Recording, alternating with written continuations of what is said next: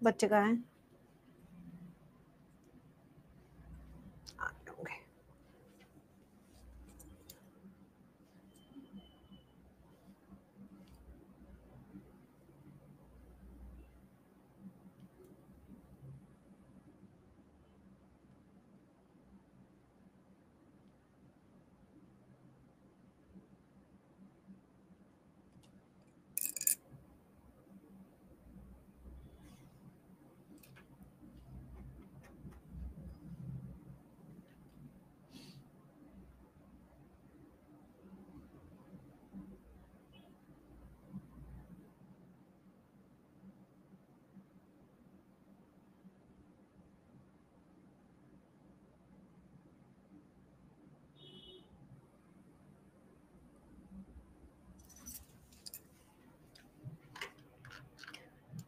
Hello बच्चों,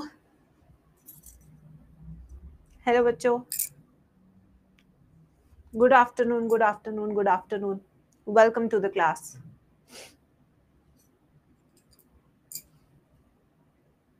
meetup में एक तुमसे कुछ 40 क्वेश्चन का टेस्ट कराया जाएगा शायद। हाँ, बाकी मिलने आना है वो भी आ जाओ यार। हाँ भाई, आज की क्लास शुरू करें। करें शुरू आज की क्लास।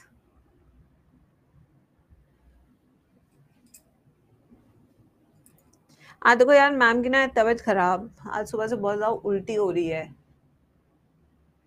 काफी उल्टी हो रही है, पता नहीं क्या हो गया है। मे बी मंडे का भी फास्ट था, कल भी फास्ट था, परसों जाना था।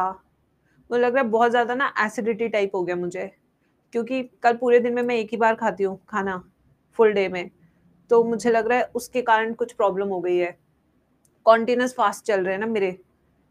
अभी अभी नेक्स्ट मंडे है, अभी नहीं है, बट 2 दिन के बाद ना आज थोड़ा सा ऐसा प्रॉब्लम हो रहा है थोड़ा सा मुझे। कल शिवरात्रि थी ना बेटा, उसका फास्ट था मेरा। हाँ, तो आज ना मैं थोड़ा सा आराम आराम से पढ़ाऊंगी, तो इसलिए माइंड मत करना ज्यादा, ठीक है? आराम आराम से पढ़ाऊंगी। मेरे पेट में दर्द हो रहा है एक्चुअली, तो बोला नहीं जा रहा मुझसे ज्यादा तेज। हम्म। आज का जो टॉपिक है, कल हमने खत्म कर दिया था लिपिड्स भी, हमने खत्म कर दिया था प्रोटीन्स भी, हमने खत्म कर दिया है कार्बोहाइड्रेट्स भी। ठीक है बच्चों, ये सब चीजें हम खत्म कर चुके हैं। अब हम जो last part of the chapter, nucleic acids, yes, nucleic acids हैं इस चैप्टर में, जो मैं इस चैप्टर में कभी नहीं कराती। न्यूक्लिक एसिड्स में हमेशा से कराती हूँ मॉलिकुलर बेसिस ऑफ इनहेरिटेंस में। आपको लग रहा होगा कि मैम न्यूक्लिक एसिड बच गया है, बट मैं वो कभी नहीं कराती, क्योंकि उस चैप्टर में भी न्यूक्लिक एसिड पूरा दिया हुआ है। बार बार वही सेम चीज पढ़ा के टाइम वेस्ट करना है। अभी एक क्लास लगाऊंगी, फिर वहां पे एक क्लास लगाऊंगी, तो एक ही क्लास। तो इसलिए आपका टेस्ट में न्यूक्लिक एसिड से एक भी सवाल नहीं आएगा। आपके टेस्ट में कार्बोहाइड्रेट से क्वेश्चन आएगा, प्रोटीन से आएगा, लिपिड से आएगा और एंजाइम से आएगा। बट आपका क्वेश्चन न्यूक्लिक एसिड से नहीं आएगा, क्योंकि वो हम क्लास 12 के मॉलिकुलर बेसिस ऑफ इनहेरिटेंस में बहुत डिटेल में करेंगे। ठीक है, वहां मैं काफी डिटेल में कराती हूँ, जितना इसमें दिया हुआ एनसीईआरटी में उससे भी ज्यादा डिटेल में करते हैं हम तब। ठीक है बच्चों, तो इसलिए मैं सोच रहा मैम ने टॉपिक स्किप करा दिया है। We will do but later. ठीक है, हाँ, तो आज सिर्फ एंजाइम्स बचा है हमारा, और आज हेडिंग लिखेंगे सब बच्चे एंजाइम्स। अभी करा दूंगी ना तो तब तक फिर भूल जाओगे, और वहां उसकी जरूरत है मुझे स्ट्रक्चर की, उसके बिना डीएनए पैकेजिंग ये सब पढ़ाना मुश्किल हो जाता है। एनसीईआरटी रीडिंग आप करेंगी प्यारी बिटिया इस चैप्टर की। यस, चलो आते हैं एंजाइम्स पे। एंजाइम्स तो इंट्रोडक्शन से शुरू करेंगे, आ जाओ, यहां पे लिख देती हूँ इंट्रोडक्शन।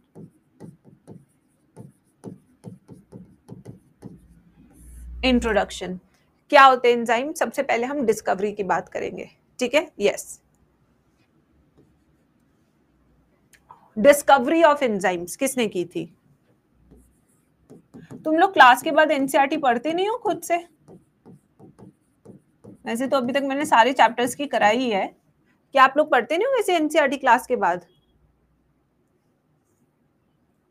नहीं पढ़ते? पढ़ते हो ना डेली? पक्का? बेटा बिना पढ़े नहीं होगी। देखो मैं एनसीईआरटी भी पढ़ा दूंगी, नोट्स भी पढ़ा दूंगी, इवन क्वेश्चन प्रैक्टिस भी करा दूंगी, बट ये सब मैं करा दूंगी। व्हाट इज लेफ्ट इज तुम क्या करोगे, फर्क है। मैम सब करा देगी, बट मेरे बच्चों ने क्या किया उसी से ही रिजल्ट आना है। मैम के सिर्फ कराने से रिजल्ट नहीं आएगा, इट इज अ पार्टनरशिप। जितना मैं करा रही हूं उतना ही तुम्हें खुद से भी करना है, ठीक है। ये वो वाला रिलेशनशिप नहीं है कि एक बार बस वन साइडेड आशिकी है कि मैं ही प्यार कर रहा हूं, उसे कोई फर्क नहीं पड़ रहा। हम यहाँ प्रिपरेशन में, हम यहाँ कॉम्पिटेटिव एग्जाम की प्रिपरेशन कर रहे हैं। यहाँ मैं सीबीएसई नहीं पढ़ा रही हूँ आप लोगों की क्लास से ही हो जाएगा, नो। ठीक है बच्चों, यस, ऐसा नहीं है। कॉम्पिटेटिव एग्जाम में जितना आप क्लास में 1.5 या 2 घंटे देते हैं उससे ज्यादा 4 घंटे आपको खुद से देने पड़ते हैं, तब जाके हम तैयार होते हैं उस एग्जाम के लिए जिससे हमें गवर्नमेंट सीट मिलती है, ठीक है। प्राइवेट की भी है सीट्स, बट सबको अफोर्ड नहीं कर पाता ना, इसलिए बच्चे। सो डिस्कवरी ऑफ एंजाइम्स किसने की थी? डिस्कवरी ऑफ एंजाइम्स बताइए। एडवर्ड बूकनर ने, या बूचनर, जो तुम्हें बोलना है बोलो यार, ठीक है। किसने किया था डिस्कवरी ऑफ एंजाइम्स? एडवर्ड बूकनर ने, ये नाम था इनका, ठीक है। ऐसे आजकल छोटे छोटे क्वेश्चंस आ रहे हैं तो आपको पता होने चाहिए। Who coined the term enzymes, किसने कॉइन किया था? The term enzymes was coined by Kuhne. किसने किया था? कूनर नहीं, कूने, सॉरी, कूनर कह रही हूं, कूलर ही कह देते इससे अच्छा। कूने ने किया था, Kuhne. Kuhne was the scientist who coined this term enzymes, ठीक है। अब आते हैं तीसरा, enzymes we know as biocatalyst, ठीक है। एंजाइम्स क्या होते हैं? एंजाइम्स अगर वन वर्ड में एक्सप्लेन करें तो एंजाइम्स होते हैं हमारे बायोकैटलिस्ट। क्या होते हैं हमारे? बायोकैटलिस्ट। बायो का मतलब होता है लिविंग फॉर्म, और कैटलिस्ट आपको पता है, आप खूब केमिस्ट्री पढ़ते हैं, कैटलिस्ट आपको पता है जो रिएक्शन को तुरंत से करा दे एकदम से। जैसे होता ना, आज मैं डार्ट लगा दूं तुम लोग को तो आज ही सारे बायोमोलिक्यूल के क्वेश्चन हो जाएंगे। वो डार्ट क्या है? कैटलिस्ट, ठीक है। हमें पता है मोटर बंद करनी है, बट जब तक मम्मी ना बोल दे मोटर बंद करनी है तब तक उठेंगे नहीं, सोचते रहेंगे कोई और कर दे ये काम। सो मम्मी की आवाज इज लाइक अ कैटलिस्ट कि जा मोटर बंद कर, फिर उठ के जाके बंद करके आएंगे। तो हम वेट करते हैं कि कोई हमें कुछ कहे तो हम काम करें। ऐसे बेटा नेचर में भी होता है, हम कुछ कैटलिस्ट डालें तो वो काम होए, ठीक है, यस। तो एंजाइम्स आर बायोकैटलिस्ट। तो क्या होता है एंजाइम्स? बायोकैटलिस्ट क्या होते हैं? यस बच्चों, क्या होते हैं? Which are present inside the body, the catalyst which are present inside the body are called biocatalyst. Catalyst present in our body which affects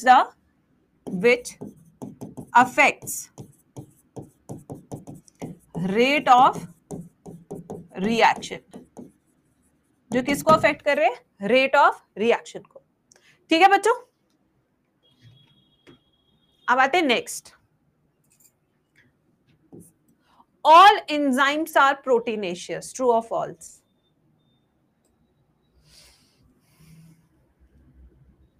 all enzymes are proteinaceous, सारे enzymes protein से बने होते हैं, true और false?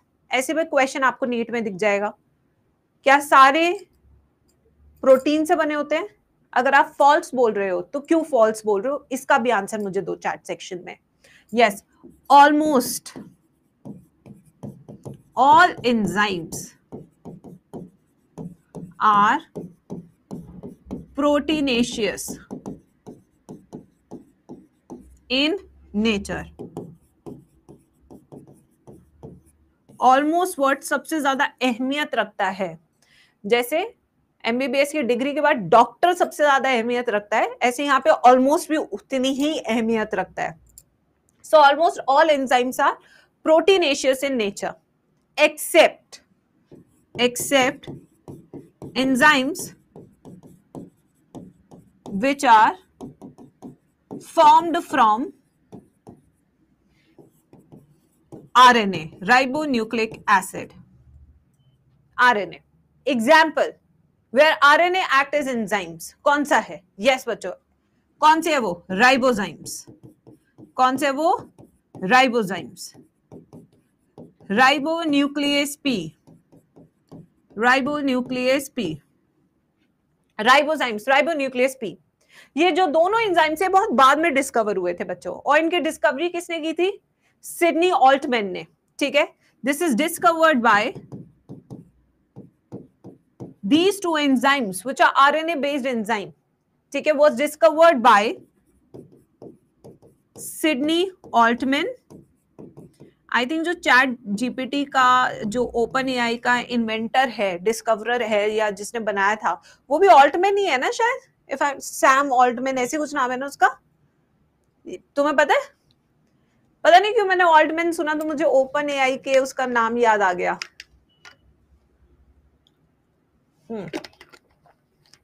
कुछ ऐसे से ही नाम है उसका, एंडी बाबा नाम है उसका। ठीक है, डन, जो तुमने बोला।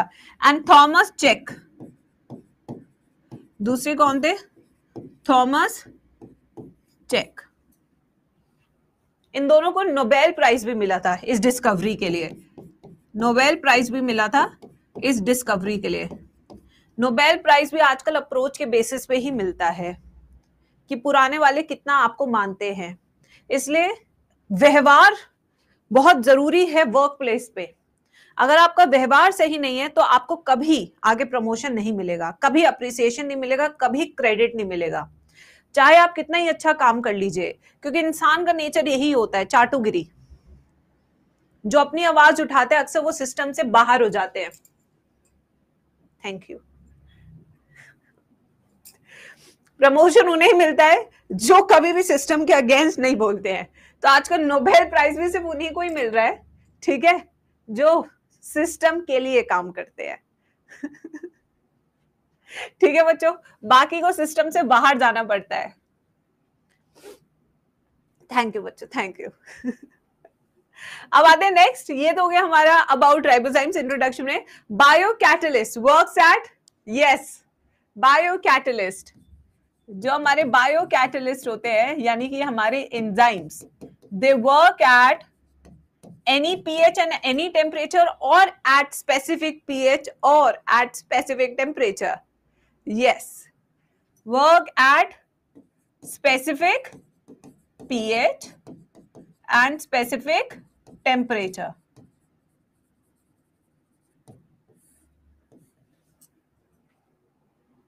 ठीक है, वहीं पे जो कैटलिस्ट होते हैं जो आप केमिस्ट्री में पढ़ते हैं, कैटलिस्ट जो बेटा आप केमिस्ट्री में पढ़ रहे हैं, they can work at, you know, they are not very specific, ये ज्यादा सही रहेगा, नॉट, इसको क्या हो गया भाई, नॉट वेरी स्पेसिफिक, ये बहुत ज्यादा स्पेसिफिक नहीं होते, इसलिए इसे रूम टेम्परेचर पे भी काम करते हैं।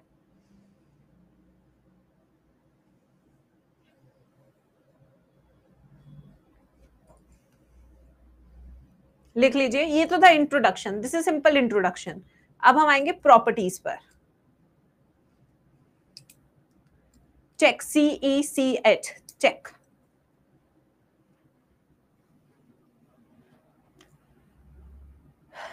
सिडनी ऑल्टमैन है, सिडनी स्वीनी नहीं है बॉयस।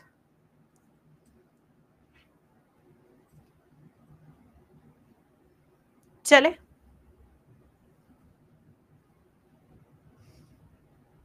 मेरे पेट में तो दर्द हो रहा। सैम ऑल्टमैन ही है ना, चैट जीपीटी का फाउंडर, देखा, रिश्तेदार है। ऑल्टमैन में ही कुछ ताकत है, मैं अपना कल से सरनेम ही बदल रही हूँ, ऑल्टमैन, गरिमा ऑल्टमैन। यस, देखो तुम, एक ना एक डिस्कवरी तो पक्का है, 10 साल बाद देखना तुम मेरा नाम लिखोगे नोट्स में। यस, नाम लिखोगे तुम मेरा कि Garima Altman discovered this. Raman sir, उसका भी ऑल्टमैन कराती हूँ, रुको जरा, आज ही पासपोर्ट बदलवाती हूँ। अब आते हैं नेक्स्ट टॉपिक पे, प्रॉपर्टीज ऑफ एंजाइम्स। लिखिए, प्रॉपर्टीज ऑफ एंजाइम्स, ये वाला पार्ट बहुत जरूरी है बच्चों, ये अब समझने का पार्ट आ गया। अभी ना यहाँ पे नोट्स पे ज्यादा फोकस मत करना, यहाँ फोकस करना समझने में चीजों को, ठीक है बच्चों? आ जाओ। First, every enzyme is specific for its substrate. पहली प्रॉपर्टी क्या है? हर एंजाइम को सिर्फ एक ही महबूबा चाहिए, वो मिलेगी तो चलेगा, नहीं मिलेगी तो नहीं चलेगा। वो तुम्हारी तरह थोड़ी है कोई भी चलेगा, no no no no no, सिर्फ यही चलेगा। There is a difference between सब चलेगा, यही चलेगा, ठीक है? वो है enzyme.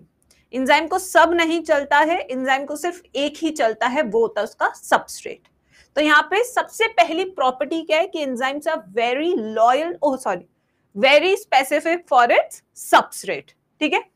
Enzymes are very specific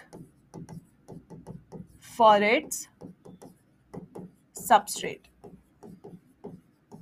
very specific, ठीक है बच्चों? अब कैसे स्पेसिफिक? अब आप ये भी पूछोगे मैम ऐसे कैसे, ऐसे कैसे मैम? मैं तो जिसको देखती हूँ प्यार हो जाता है, कोरियन ड्रामा देखती हूँ, हर कोरियन से प्यार है मुझे। यस मैम, कैसे? चलो आओ मैं बताती हूँ। ये है हमारा एंजाइम, ये एंजाइम है, ठीक है? इस एंजाइम के पास 3 महबूबा है, एक ट्रायंगुलर महबूबा है, एक सर्कल महबूबा है और एक स्क्वायर महबूबा है। स्क्विड गेम खेलते हैं चलो सब मिलके, आप और मैं, ठीक है? यस। अब देखिए, अब यहाँ पे 3 हैं, but no no no no no no no, अब होगा क्या? ये एंजाइम को पता है कि मेरा एक ही है, इसको अपना सबस्ट्रेट ढूंढना है। 3 सबस्ट्रेट हैं, बट इसकी जो लॉयल्टी है, इसकी जो एक्टिव साइट है, वो किसके लिए जीती है? इस वाले सबस्ट्रेट के लिए, द स्क्वायर सबस्ट्रेट के लिए जीती है। तो इतनी सारी लड़कियों में भी, इतनी सारे मॉलिक्यूल्स में भी इसको सिर्फ अपनी वाली से ही इंटरेस्ट है। ये देखो, ये देखो, सिर्फ अपने वाली में ही इंटरेस्ट है। ये होती है लॉयल्टी प्रोग्राम। ये एंजाइम, ये इसका सबस्ट्रेट, दोनों मिलके बनाएंगे एंजाइम सबस्ट्रेट कॉम्प्लेक्स। क्या कॉम्प्लेक्स बना एवरीबॉडी? ये बना हमारा एंजाइम सबस्ट्रेट कॉम्प्लेक्स, ठीक है? अब जो सबस्ट्रेट है वो बदल जाएगा ओवर द टाइम। देखिए कैसे, अब यही बन जाएगा एंजाइम प्रोडक्ट कॉम्प्लेक्स। ये देखो बदल गया, अब देखो बदल गया, ठीक है? ये सबस्ट्रेट था, ये प्रोडक्ट है। अब आप देख रहे हैं शेप बदल गई, देखो देखो शेप बदल गई। इसे पता लगा, ओह माय गॉड ये तो बहरूपिया थी, ये तो प्लास्टिक सर्जरी करा के आई थी। ये कहेगा चल चल निकल यहां से, हाँ नहीं तो हाँ। जब शादी में देखे तो बिल्कुल मेकअप लगा के आई हुई थी, गोरी गोरी सी दिख रही थी, अभी मुंह धुलते ये कौन है? चेंज हो गया, ठीक है? तो उस टाइम पे जब प्रोडक्ट का शेप चेंज होता है तो एंजाइम उसको छोड़ देता है। ये देखिए एंजाइम फिर से खाली हो गया और ये हमारा प्रोडक्ट हो गया। अगर प्रोडक्ट का शेप भी स्क्वायर होगा तो चिपका ना रहेगा। ये तो हम नहीं चाहते गाइस, ये हम नहीं चाहते। अगर देखो ध्यान से सुनो, मैं कह रही हूं अब समझने का काम ज्यादा है, लिखने का काम नहीं है। अगर यहां पे सबस्ट्रेट है, ठीक है, उसका शेप स्क्वायर है और प्रोडक्ट का शेप भी स्क्वायर होगा, तो फिर वो टूटेगा क्यों? वो अलग क्यों होगा?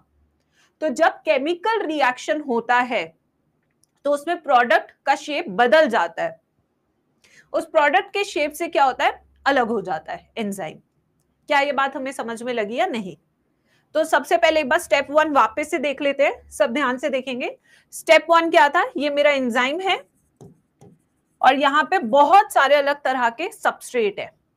इन सभी सबस्ट्रेट में इसको सिर्फ अपने वाले सबस्ट्रेट से मतलब है, इसे जहां भर की चुगलियों से मतलब नहीं है। I am not an enzyme, ठीक है? मुझे तो सब चुगलियों से मतलब रहता है। अब ये अपने सबस्ट्रेट को ढूंढेगा, ये एंजाइम अपने सबस्ट्रेट से जुड़ जाएगा। जब ये जुड़ेगा तो इस सबस्ट्रेट के अंदर क्या होगा? Chemical reaction. उस केमिकल रिएक्शन के कारण क्या होगा बच्चे? उस केमिकल रिएक्शन के कारण प्रोडक्ट का शेप बदल जाएगा, और शेप बदलते एंजाइम कहेगा ना no no no no no no, चलो चलो चलो चलो। अब ये देखो अलग हो गया। समझ में आया पूरा procedure? Everybody in the chat section.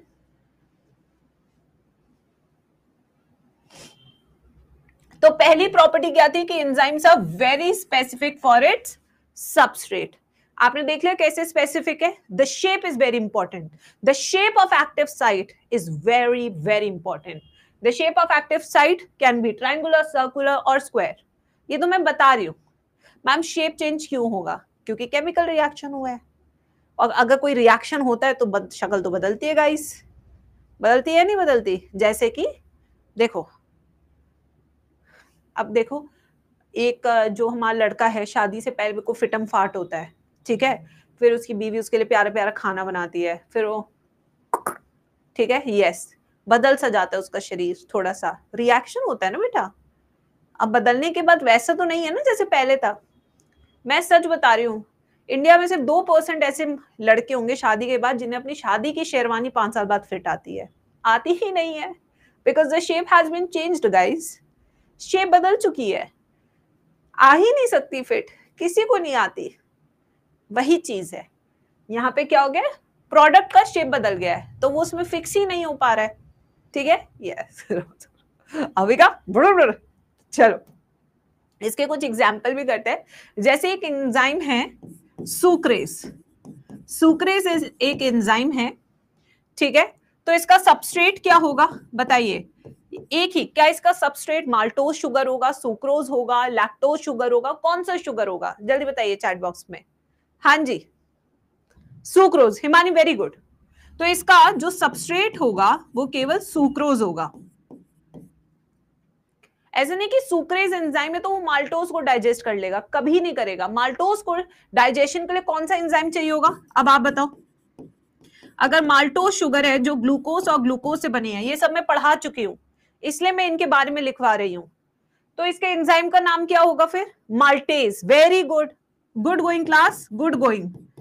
ऐसे ही मान लीजिए कि मैंने मिल्क पिया है, तो मिल्क के अंदर एक शुगर होती है, उस शुगर का नाम बताइए और उसके एंजाइम का नाम बताइए। चलिए क्वेश्चन, लैक्टोज हो जाएगा शुगर का नाम, यानी कि सबस्ट्रेट का नाम लैक्टोज है, और एंजाइम का नाम क्या हो जाएगा? लैक्टेज। क्या नाम हो जाएगा? लैक्टेज। देख लिया कितना स्पेसिफिक है नेचर में। कभी भी सुक्रेज माल्टोज को डाइजेस्ट नहीं करेगा, सुक्रेज लैक्टोज को डाइजेस्ट नहीं करेगा, हमेशा सुक्रोज को ही डाइजेस्ट करेगा। ऐसे माल्टेज हमेशा किसको करेगा? माल्टोज को, बाकियों पे नजर नहीं डालेगा, ठीक है। क्या ये पॉइंट नंबर 1 सभी को समझ में आया या नहीं आया क्लास में? ये इसलिए समझा रही हूं क्योंकि एंजाइम टॉपिक बच्चों को समझ ही नहीं आता है,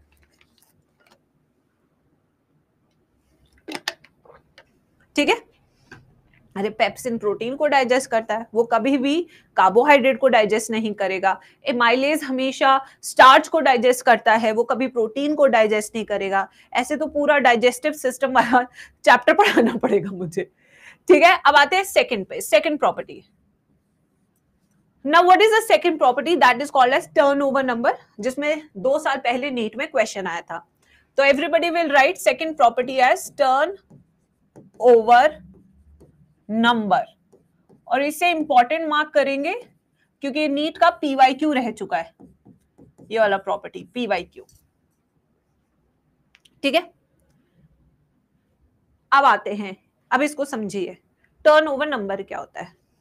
मान लीजिए हमारी प्यारी बिटिया है जिसका नाम है सीमा, ठीक है। सीमा को सीमा में रहना बहुत पसंद है। सीमा बिटिया के साथ क्या है, सीमा बिटिया बैठती है पढ़ने के लिए, वो सोचती है कि आज मैं फिजिक्स के 100 क्वेश्चन लगाऊंगी और कल क्लास में मैम को बता के स्टाइल मारूंगी, ठीक है। फिर नेक्स्ट डे क्लास हुई, मैम ने पूछा सीमा आपने कितने सवाल लगाए? तो सीमा ने कहा मैम मैंने 100 सवाल लगाए। फिर मैम ने पूछा अरे उसमें से सही कितने थे? उसने कहा मैम 10 सही थे। तो मैम ने ना रॉन्ग नंबर है, ये रॉन्ग नंबर है, इसको समझ नहीं आया, ठीक है। ऐसे ही हमारी एक और प्यारी बिटिया है, उसका नाम है नेहा कुमारी। नेहा कुमारी ने भी कहा मैं भी इंप्रेस करूंगी, मैं भी 100 सवाल लगाऊंगी। तो नेक्स्ट डे क्या हुआ, मैम ने पूछा कितने सवाल लगाए, नेहा कुमारी, उसने कहा मैम मैंने भी 100 लगाए। मैम ने कहा कि सही कितने हुए, वो कहती मैम 90 सही हुए। ठीक है, यस। तो यहां पे टर्नओवर नंबर क्या है, द प्रोडक्टिविटी। किसकी प्रोडक्टिविटी ज्यादा थी? 100 सवाल तो हमारी सीमा ने भी लगाए, 100 सवाल तो हमारे नेहा ने भी लगाए, बट कितना सही करके आई वो? 90। वो कितना सही करके आई? जितना उसने छोड़ा, यानी कि सिर्फ 10 सवाल। That is called productivity. आप दिन में 10 घंटे पढ़ते हैं, बट उस 10 घंटे में से कितना आप कंज्यूम करते हैं और कितना आप एक्चुअली में सॉल्व कर पाते हैं, दैट इज कॉल्ड प्रोडक्टिविटी। 10 घंटे पढ़ना इज नॉट समथिंग कि अब नीट क्लियर होगा ही होगा। कितना फोकस था, कितना कंसंट्रेशन था, कितना अब सवाल बन रहा है, that is the real productive hours. वो शायद 10 घंटे में से केवल 3 घंटे ही हो सकते हैं। That is your turnover number, that is your productivity, that is your efficiency. ऐसे ही हमारे एंजाइम का भी टर्नओवर नंबर होता है कि कितने सबस्ट्रेट, अब मान लीजिए इसके पास सबस्ट्रेट मॉलिक्यूल 1000 है, उन 1000 से नालायक से 20 ही प्रोडक्ट बना रहा है, तो ये अच्छा है या नहीं? आप कहेंगे अरे मैम ये वाला एंजाइम मत यूज करना, इसका बहुत गंदा टर्नओवर नंबर है, ये तो मैम आप 1000 रुपए लगाओगे 20 रुपए भी नहीं मिलेंगे आपको। ठीक है, वहीं पे एक ऐसा एंजाइम है जो 1000 सबस्ट्रेट मॉलिक्यूल से 1000 प्रोडक्ट बना रहा है, आप कहोगे मैम ये बहुत शानदार है, इसको आप ले लीजिए। सो ये होता है हमारा टर्नओवर नंबर। समझ आया नहीं आया? नेहा और सीमा समझ में आया नहीं आया? ठीक है, चलिए, बहुत आसान है, बिल्कुल मुश्किल नहीं है टर्नओवर नंबर। तो क्या होता है turnover number? It is the number of substrate molecules converted into product molecules. ठीक है, क्या है turnover number? Defined as number of substrate molecules converted into product molecules by an enzyme.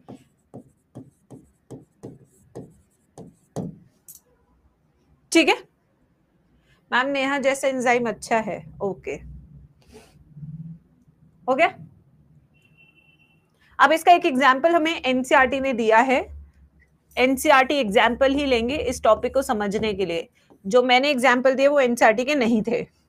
ठीक है, तो पहला कंडीशन लेंगे हम विदाउट एंजाइम। जब एंजाइम नहीं है तब कितना समय लगेगा एक प्रोडक्ट को बनाने में। ठीक है, ये देखना है आपको। जैसे कि देखिए, अगर आप पहली बार बायो पढ़ रहे हैं तो आपको एनसीईआरटी से कभी समझ नहीं आएगा। आप चैप्टर पढ़ तो लेंगे बट आपके भेजे में 10% नहीं घुसना। बट वही आप टीचर से पढ़ के अगर एनसीईआरटी पढ़ेंगे तो वही एनसीईआरटी आप 1 घंटे में भी पढ़ सकते हो, वो भी समझने के साथ। सो ये फर्क होता है। So teacher can act as an enzyme in this case. ठीक है, तो यहां पे एक रिएक्शन है विदाउट एंजाइम, पानी प्लस कार्बन डाइऑक्साइड, ये दोनों मिलके एक वीक एसिड बनाते हैं। उस वीक एसिड का नाम क्या है? H2CO3। H2CO3 क्या होता है हमारा? Carbonic acid. क्या होता है ये हमारा? कार्बोनिक एसिड, जो कि बहुत ही कमजोर एसिड है हमारा। ठीक है, और ये कितना कन्वर्जन हो रहा है इसका in the absence of enzyme? 200 molecules बन रहे हैं इन एन आवर। सो यहाँ पे क्या बन रहे हैं? विदाउट एंजाइम 200 मॉलिक्यूल्स बन रहे हैं कार्बोनिक एसिड के पर आवर। ये देखिए कितना स्लो स्पीड है, सिर्फ 200 ही बन रहे 1 घंटे में। अब इसका दूसरा केस देखते हैं विद एंजाइम। विद एंजाइम, और जो एंजाइम है वो कौन सा है? Carbonic anhydrase. कौन सा एंजाइम है? Carbonic anhydrase. ये जो एंजाइम है इसको काम करने के लिए जिंक की जरूरत होती है। किसकी जरूरत होती है इस एंजाइम को काम करने के लिए? जिंक की। और ये कहां पे प्रेजेंट होता है? आरबीसी के अंदर प्रेजेंट होता है। कौन से सेल के अंदर होता है? आरबीसी के अंदर। और इसे किसकी जरूरत होती है काम करने के लिए? जिंक। तो अगर आपके शरीर में जिंक नहीं है और आपके पास एंजाइम है तब भी काम नहीं होगा। ठीक है, ये भी ध्यान में दीजिए। अब आते हैं यहाँ पे, फिर से रिएक्शन लिखते हैं। H2O प्लस CO2, यहां पे हमारा है कार्बोनिक एनहाइड्रेस और in the present of zinc ion. ठीक है, तो यहां पे आपके कितने मॉलिक्यूल्स बन रहे हैं, अब पहले वो लिख लेते हैं H2CO3। H2CO3 यहां पे आपके बन रहे हैं अब 6 लाख मॉलिक्यूल्स ऑफ H2CO3 पर सेकेंड। अब आप देखिए क्या प्रोडक्टिविटी है, क्या टर्नओवर नंबर है, 6 लाख मॉलिक्यूल्स पर second, not even in an hour. अगर एक घंटे में देखूं तो ये देखिए, एक घंटे में, एक मिनट में 60 सेकेंड होते हैं। ठीक है, इसको इंटू 60, यानी कि 3.5 करोड़ एक मिनट में, तो एक घंटे में 3.5 करोड़ इंटू 60, सोचिए। तो यहां पे इन the presence of enzyme the rate of reaction is increased by 10 million times। इतना फास्ट हो गया आपका वही रिएक्शन। मैम किसी में एंजाइम एब्सेंट हो सकता है? नहीं बेटा तमन्ना, आरबीसी काम ही नहीं करेगा। जब मैं अभी आपको breathing and exchange of gases पढ़ाऊंगी ना, तब आपको पता लगेगा कि इस एंजाइम के बिना तो कुछ हो ही नहीं सकता मेरे बच्चे, हो ही नहीं सकता।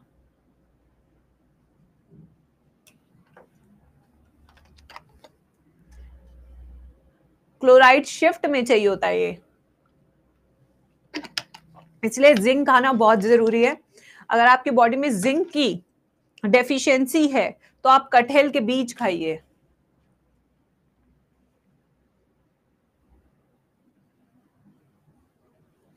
जरूर खाने चाहिए कटहल के बीज, pumpkin seeds, melon seeds.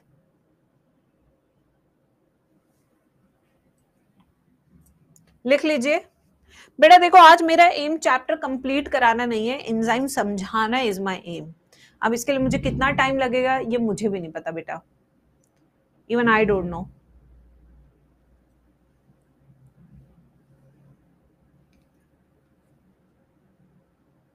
Important enzyme बता दीजिए, ये क्या बात हुई, सारे इंपॉर्टेंट है।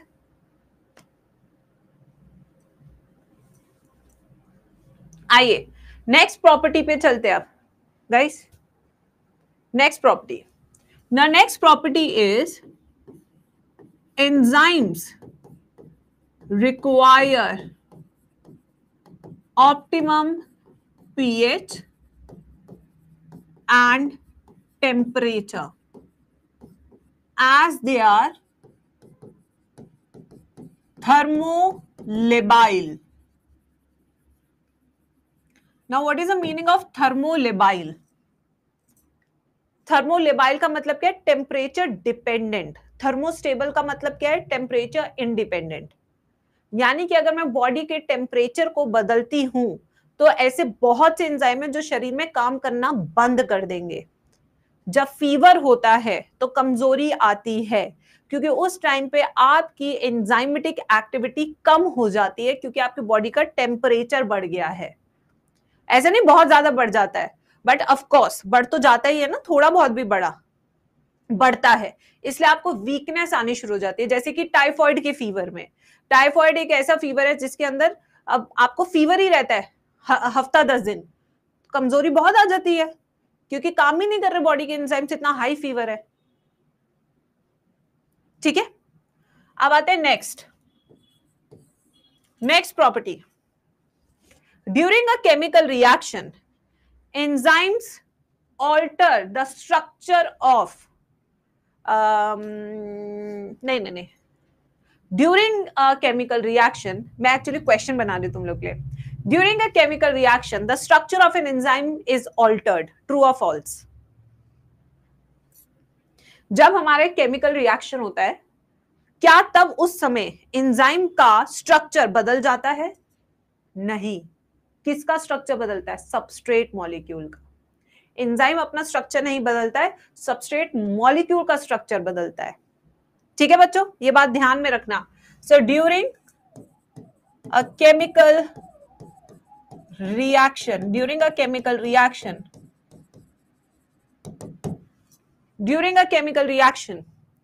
enzyme always alters the rate of reaction but never its own structure. अपने स्ट्रक्चर को नहीं बदलता है, सिर्फ रिएक्शन की गति को बदलता है, स्पीड को बदलता है. ठीक है. Next property, enzymes never show diffusion. इनका डिफ्यूजन कभी नहीं होता है. Never show diffusion. ऐसा नहीं कि भाई देखो, इसका प्राइम एग्जाम्पल मैं तुम्हें बताती हूं. ये हमारा ब्लड है, ब्लड के अंदर आरबीसी है.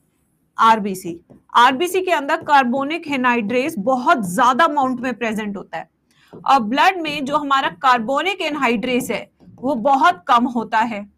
तो आप तो कहेंगे मैम डिफ्यूजन हो जाएगा. नेवर भूल गए. अरे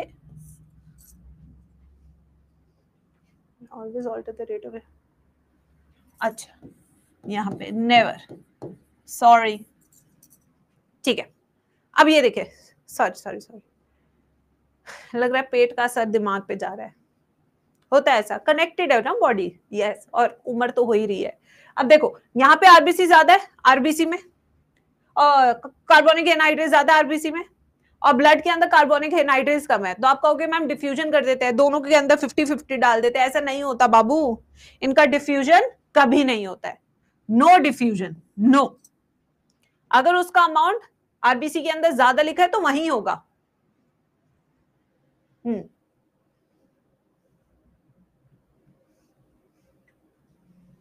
लिखिए. फिर नेक्स्ट टॉपिक पे चलेंगे. प्रॉपर्टीज यहां पे खत्म हो चुकी है. नेक्स्ट टॉपिक है हमारा structure of enzyme. I hope यहां तक हर बच्चे को सब कुछ एक एक चीज समझ में आ रही हो. आज मैं बहुत आराम से पढ़ा रही हूं. वैसे डेली मैं आराम से ही पढ़ाती हूँ. लास्ट पॉइंट एक्सप्लेन कर दो. ये देखो बेटा, हमारी बॉडी में कार्बोनिक एनहाइड्रेस हमेशा आरबीसी में ज्यादा होता है, क्योंकि यहाँ पे इसकी जरूरत है, रिएक्शन होता है. ब्लड में कार्बोनिक एनहाइड्रेस कम होता है, प्लाज्मा में. बट ऐसा नहीं कि डिफ्यूजन हो जाएगा और इसका अमाउंट इक्वल हो जाएगा दोनों जगह. नहीं, इसकी जगह यहीं पर है, यहां नहीं है. ऐसा नहीं कि 50-50 कर देंगे.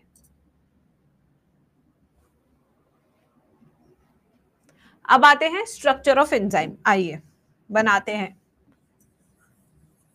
ऐसा स्ट्रक्चर मैंने कल की क्लास में भी बनाया था, याद हो तो.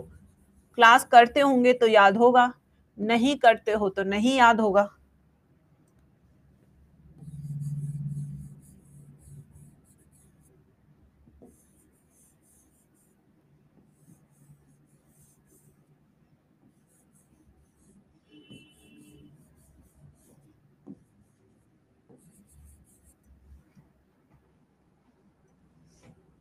ये हमारा वुलन बॉल स्ट्रक्चर, यानी कि कैसा है, टर्शरी स्ट्रक्चर. Tertiary structure. इसमें जो ब्लू कलर से मैंने बनाया, these are called active sites. ये कौन सी साइट्स हमारी, एक्टिव साइट्स. ये हमारा 3D टर्शरी स्ट्रक्चर है जिसके पास एक्टिव साइट्स है. और ये एक्टिव साइट्स जो होती है ये किससे जुड़ती है, आपके सबस्ट्रेट मॉलिक्यूल से. किससे जुड़ती है ये, सबस्ट्रेट से. जितनी एक्टिव साइट्स होगी उतना ही ना सबस्ट्रेट से ज्वाइन करेगा. अनलिमिटेड थोड़ी है. अब तो जियो वाला प्लान भी, डेटा प्लान भी लिमिटेड हो गया है, 2 GB पर डे. ऐसे ही इसके साथ भी है, जितना एक्टिव साइट होगा उतना ही सबस्ट्रेट जुड़ पाएगा. ऐसे नहीं कि अनलिमिटेड कितना ही जुड़ता जाएगा. नो, ऐसा नहीं होता. ठीक है बच्चों. अब आते हैं यहां पे, इसके साथ साथ इसके पास एक होता है कोफैक्टर. यहां पे बना देती हूं, दिस इज कोफैक्टर. क्या होता है कोफैक्टर अभी सब समझाऊंगी, डोंट वरी. डायग्राम बना लो. मैम 5G अनलिमिटेड है. 5G आना भी तो चाहिए. नेटवर्क तो आता नहीं कॉलिंग के लिए, जब देखो वाईफाई कॉल करना पड़ता है.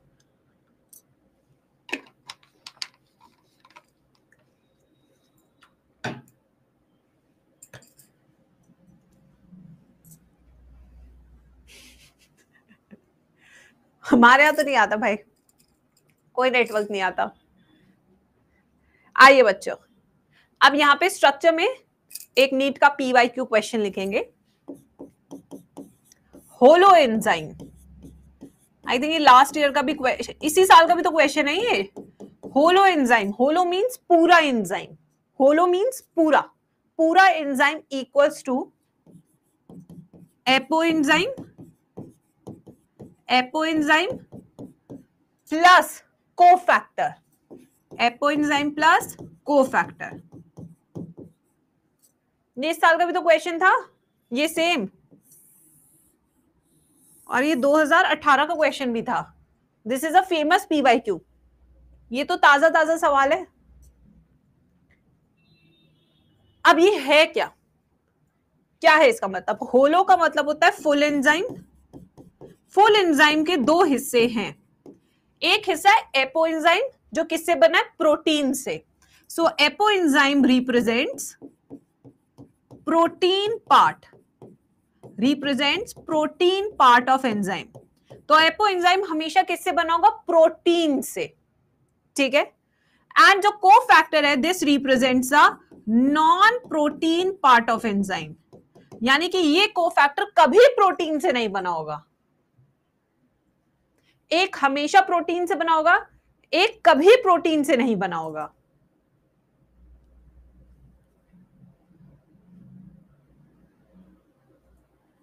Apo enzyme and cofactor. अब ये कोफैक्टर कौन कौन से होते हैं ये हम नेक्स्ट स्लाइड पे सीखेंगे, लिख लीजिए इसको। 3 तरह के होते हैं अकॉर्डिंग टू एनसीईआरटी। मेरा सीक्वेंस पढ़ाने का काफी डिफरेंट है as compare to NCERT. I think ये उसने लास्ट में दिया हुआ है, बट मैं बच्चों को ऐसे ही पढ़ाती हूँ, पहले प्रॉपर्टीज, फिर स्ट्रक्चर, फिर classes. I follow a pattern, ऐसे नहीं कभी भी कोई भी टॉपिक घुसा दिया। बच्चे को जब तक स्ट्रक्चर समझ नहीं आएगा वो इनिबिशन समझ नहीं पाएगा।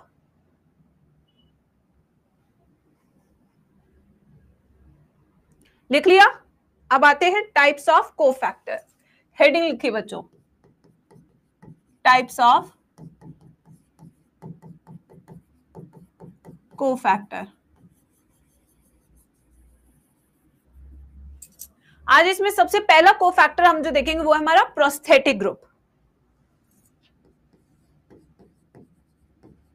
Prosthetic group, prosthetic group. अब प्रोस्थेटिक ग्रुप क्या है?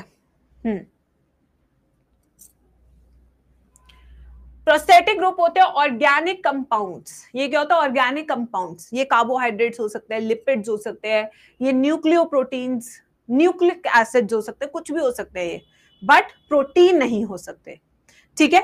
तो ये क्या है बच्चों? Prosthetic group, it is an organic compound which is tightly bound या firmly bound with an apoenzyme. यानी कि कोई भी सिचुएशन हो, ये प्रोस्थेटिक ग्रुप एपो एंजाइम को छोड़ के कभी नहीं जाता है, चाहे इसकी जरूरत हो ना हो, चाहे ये नाराज हो, चाहे ये खुश हो, इसे कोई फर्क नहीं पड़ता। लीच है नालायक, हमेशा चिपका रहेगा, ठीक है बच्चों। तो ये क्या है? Prosthetic group. क्या होता है प्रोस्थेटिक ग्रुप? सबसे पहले ये बताओ। प्रोस्थेटिक ग्रुप होता है ऑर्गेनिक कंपाउंड्स। ये होता है हमारे organic compounds which are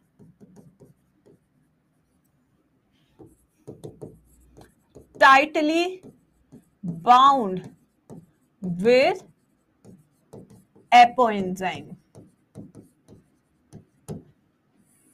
with apoenzyme। Example, example क्या है इसका? Haem group of catalase, catalase enzyme, catalase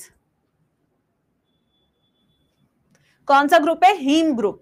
यानी कि हीम ग्रुप हमेशा किससे जुड़ा रहेगा? कैटलेज एंजाइम से, बिल्कुल भी उसे छोड़ के नहीं जाएगा, ठीक है। लीच, क्या सुनाई दिया तुम्हें? सीमा, सीमा में रह के बात करना। सेकेंड आता है हमारा कोएंजाइम।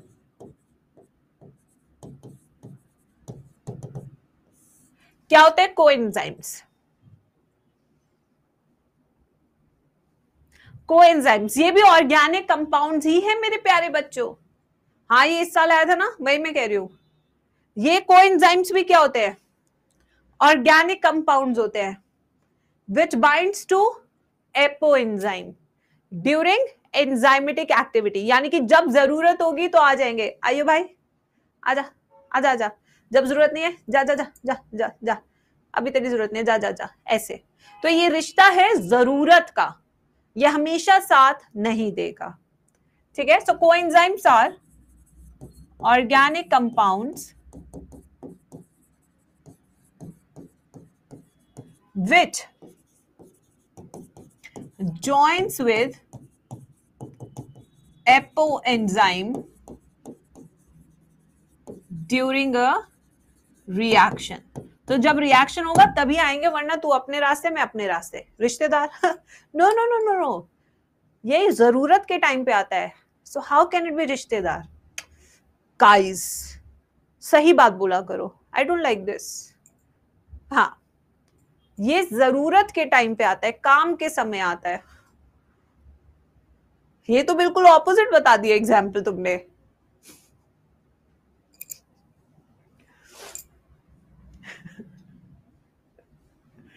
ठीक है, एग्जाम्पल, इसका एग्जाम्पल है, पहला एग्जाम्पल है NAD+। ये हम रेस्पिरेशन वाले चैप्टर में मैं बताऊंगी, NAD+, रेस्पिरेशन वाले चैप्टर में। इसकी फुल फॉर्म क्या होती है ये भी हम लिखेंगे यहीं पे, निकोटिनामाइड, निकोटिनामाइड एडेनिन डाइन्यूक्लियोटाइड। ये एक तरह का क्या हो गया? Nucleic acid. ये एक तरह का क्या हो गया? न्यूक्लियोटाइड। मैंने कहा था ना हमेशा नॉन प्रोटीन होते हैं। इसकी फुल फॉर्म में देखो क्या लिखा है, न्यूक्लियोटाइड, न्यूक्लिक एसिड जैसा स्ट्रक्चर है इसका, ठीक है। दूसरा जो हम रेस्पिरेशन वाले चैप्टर में पढ़ेंगे, FeD+। इसके फुल फॉर्म क्या है? फ्लेविन,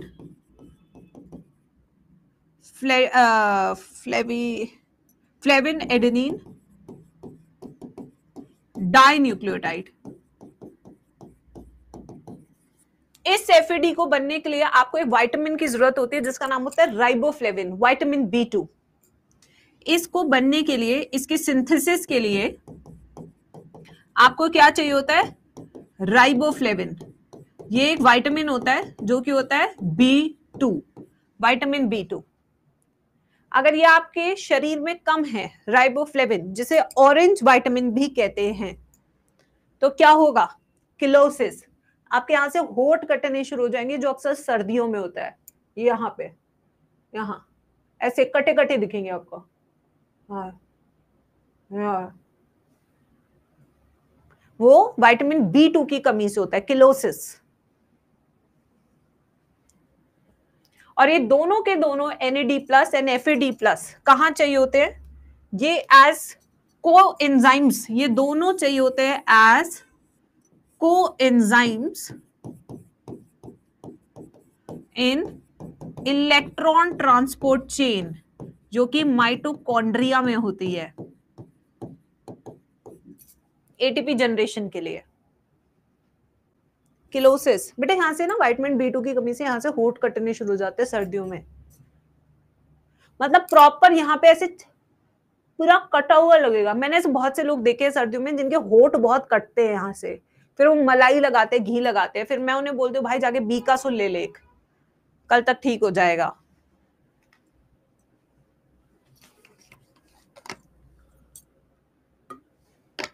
पहले आपके सिलेबस में ना विटामिन टॉपिक होता था, बच्चों को उससे काफी सारी जनरल नॉलेज भी मिलती थी।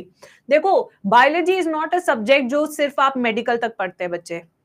आपने डॉक्टर बनना है, आपको पता सब कुछ होना चाहिए कि क्या चीज हो रही है। यही तो आपके डॉक्टर बनने की पहली पहचान है कि क्या सिम्टम है और क्या एग्जैक्ट उसका इलाज है। जो डॉक्टर्स 10 दवाई लिख देते हैं ना एक बीमारी के लिए, वो अच्छे डॉक्टर्स नहीं होते। डॉक्टर वो अच्छा होता है जो एक बीमारी की एक दवाई लिखे और वो काम कर जाए, वो है उसका एक्सपीरियंस। मैं किसी डॉक्टर पे जाती हूँ, मुझे 5 दवाई लिखता है ना, मैं कहती हूँ भाग यहां से, ऐसी दवाई लिख जो एक ही सब चीज काम करे। वो है तेरा एक्सपीरियंस। ये एक्सपीरियंस थोड़ी है अच्छा तुझे बुखार है ले डोलो लिख दी, अच्छा तुझे खांसी है ले तुझे ये लिख दिया, अच्छा पेट दर्द है ले गैबामिन ले ले। ये थोड़ी होगा, ये डॉक्टर थोड़ी है भाई, ये तो मैं ही कर लूंगी, मैं ही अपनी बना लूंगी सारी दवाई। तो हमेशा याद रखना कि ऐसी चीज करो कि एक दवाई और सबका सॉल्यूशन। अब आते हैं नेक्स्ट पे। नेक्स्ट है हमारा मेटल आयंस। मेटल आयंस,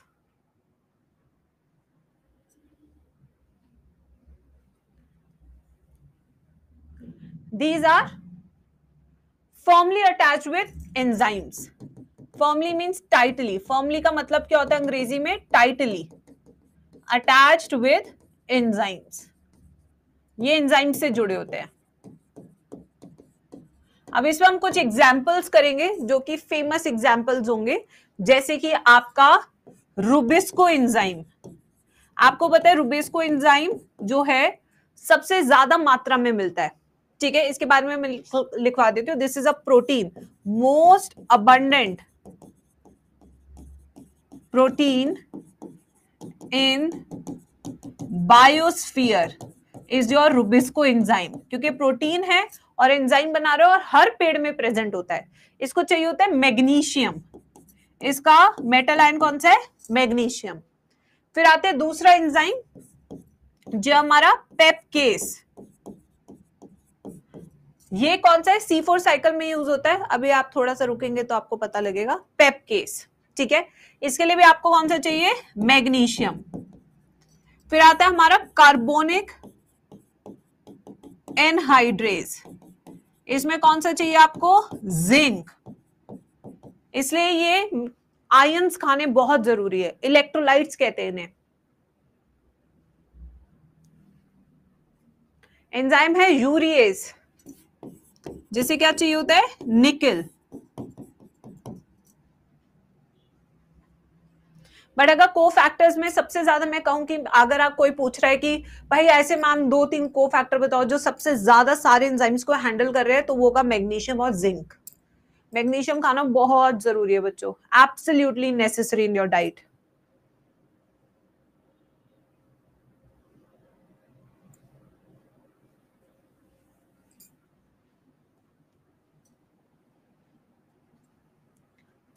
लिख लिया सबने, magnesium containing foods, ask AI, Sam Altman. हाँ तो कोई प्रोटीन है कहां, कोई भी को फैक्टर मैंने प्रोटीन वाला नहीं लिखवाया। Seeds, pumpkin seeds, flax seeds, chia seeds, seeds में ज्यादा होते हैं। हो गया।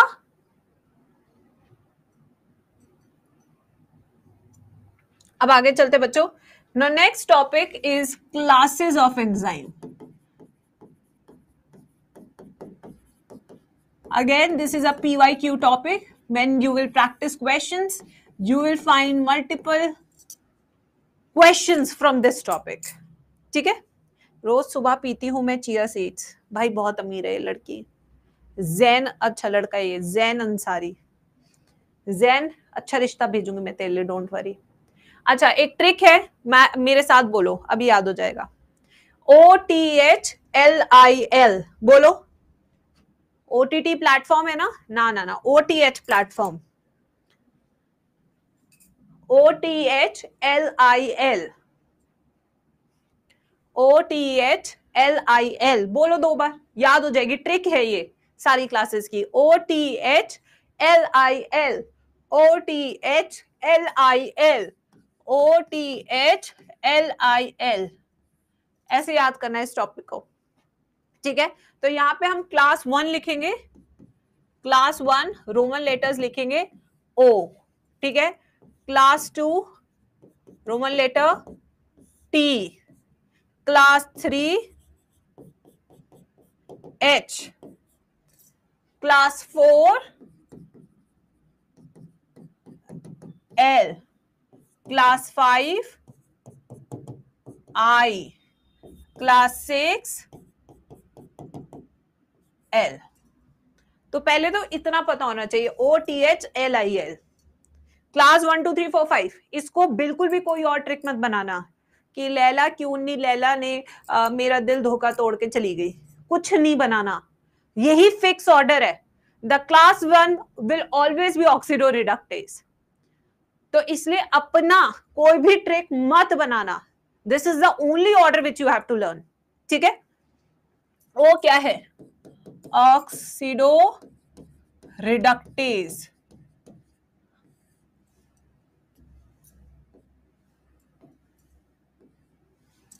Transferase, H hydrolases,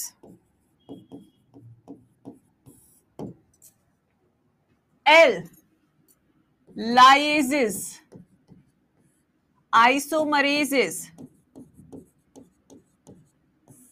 ligases.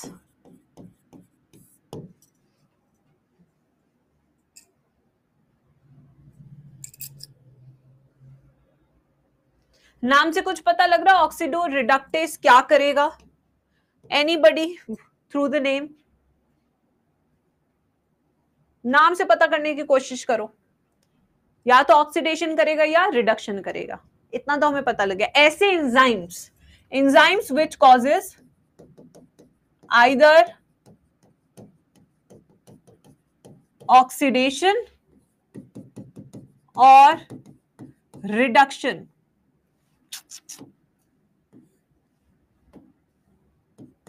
Oxidation और रिडक्शन ऑफ सबस्ट्रेट, या तो ऑक्सीडेशन हो गया, रिडक्शन हो गया, या तो रिमूवल ऑफ हाइड्रोजन होगा, एडिशन ऑफ हाइड्रोजन होगा, या जो भी तुम्हारे होते हैं रिमूवल ऑफ इलेक्ट्रॉन, वो एक घटिया सी ट्रिक है ना, लीजन करके, वो सारी चीजें। ठीक है, अब यहाँ पे मान लीजिए ये सबस्ट्रेट है जो ऑक्सीडाइज्ड है और एक रिड्यूस्ड है। जब रिएक्शन हो जाएगा इन द प्रेजेंस ऑफ एंजाइम मेरी आवाज को क्या हो गया, लिखो एक सेकेंड।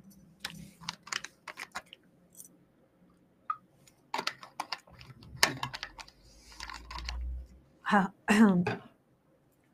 अच्छा, अब जब यहाँ पे एंजाइम आ जाएगा तो जो सबस्ट्रेट ऑक्सीडाइज्ड है वो कैसा हो जाएगा बच्चों, ये हो जाएगा रिड्यूस्ड, और जो रिड्यूस्ड था वो हो जाएगा ऑक्सीडाइज्ड। तो जो रिड्यूस था उसका ऑक्सीडेशन हो गया, जो ऑक्सीडाइज था उसका रिडक्शन हो गया। तो ऐसे रिएक्शन को हम क्या कहेंगे, ऑक्सीडेशन रिडक्शन रिएक्शन। एंड जो एंजाइम ये काम करता है उसको हम क्या बोलेंगे, ऑक्सीडो रिडक्टेज। इसके एग्जाम्पल कौन से हैं, 3 है एग्जाम्पल, जैसे डीहाइड्रोजिनेजेस, जितने भी एंजाइम्स के पीछे डीहाइड्रोजिनेजेस होगा वो सब के सब आपके कौन से होंगे, ऑक्सीडो रिडक्टेज। जैसे एल्कोहल डीहाइड्रोजिनेस, याद आ रहा है एल्कोहल डीहाइड्रोजिनेस, कभी सुना आप लोगों ने? तो वो कैसा एंजाइम हो गया, ऑक्सीडो रिडक्टेज। दूसरा हो गया आपका कैटलेज, तीसरा आपका कौन सा हो गया, परऑक्सीडेजेस, परऑक्सीडेज। ठीक है, वाओ, कहीं तो हम कुछ अच्छा काम कर रहे हैं बेटा लाइफ में। एक बच्चा है लास्ट ईयर का, उसकी रैंक आई बट ना इतनी अच्छी नहीं आई कि उसे गवर्नमेंट मेडिकल कॉलेज मिल जाए। तो अभी उसका मैसेज आया, hello good afternoon ma'am, I have taken admission in Sikkim Manipal Institute of Technology. I have opted for BSc Applied Psychology. कुछ बच्चे ड्रॉप नहीं कर पाते बेटा, तो इसलिए उनको इतने अच्छे कोर्स में गाइड कर देती हूँ कि फिर वो अच्छे कोर्सेज में चले जाते हैं। अच्छा लगता है, बच्चे आगे बढ़ रहे हैं, करियर बना रहे हैं। अब आते हैं नेक्स्ट, ट्रांसफरेजेस। अब ट्रांसफरेजेस क्या है, ये देखिए, ये मान लीजिए हमारा सबस्ट्रेट है और सबस्ट्रेट के साथ लगा हुआ है एक ग्रुप जिसका नाम है G, ठीक है, और ये दूसरा सबस्ट्रेट है जिसके पास कुछ नहीं है। यहां एंजाइम लगेगा ट्रांसफरेजेस, ये ग्रुप उठा के इसके पास चला जाएगा, ये है S और ये हो गया ग्रुप। ये देखिए, देख रहे हो, ये क्या हुआ, आपने ग्रुप दूसरे के ऊपर लगा दिया, जिसके पास था उससे लेकर दूसरे को दे दिया। ठीक है, इसके एग्जाम्पल कैसे होते हैं? ट्रांसएमिनेसेस, ट्रांसएमिनेसेस, ठीक है बच्चों। फिर ट्रांसएल्डोलेसेस,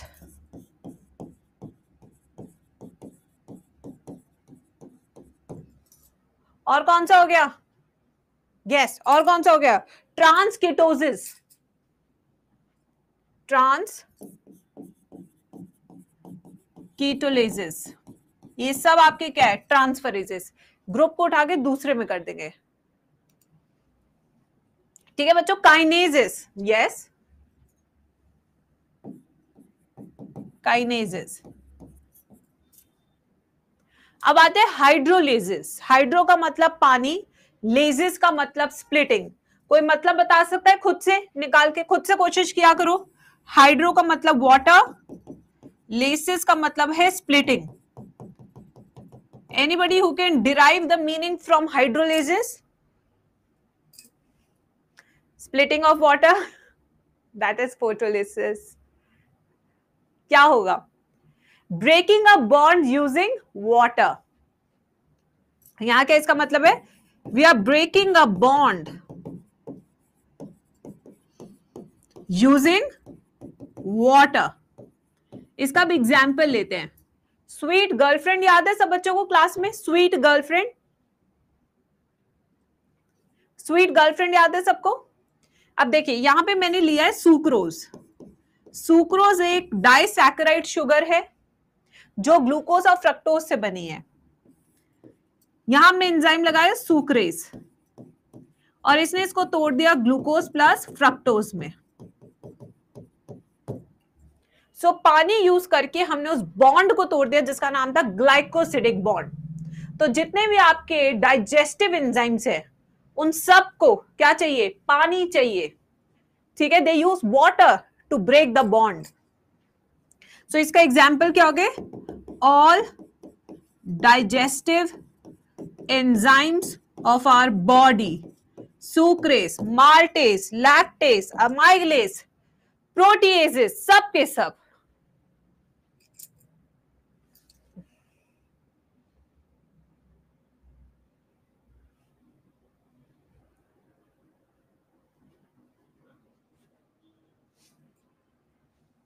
अब आते हैं next, lyases. Now what are lyases? यहां पे breaking a bond, breaking a bond without water, यानी कि सांप भी मर जाए और लाठी भी ना टूटे गाइस। यस, यहां पानी की जरूरत भी नहीं पड़ी और बॉन्ड भी तोड़ दी। My bestie would be the best bestie after making a mess in my life. See, yes, example जो कि नीट का PYQ है, एक्स एंड वाई, ठीक है। क्यों तूने उसको मेरा एक्स बना दिया? एक्स एंड वाई, ठीक है। यहां पे हम एंजाइम यूज करेंगे लाइजेज एंजाइम, और ये एंजाइम क्या बना देगा आपका? C double bond C XY। ये देखिए कौन करता है ये काम? Carbonic anhydrase, citrate synthase, carbonic anhydrase plus दूसरा कौन सा है? Citrate synthase, synthetase.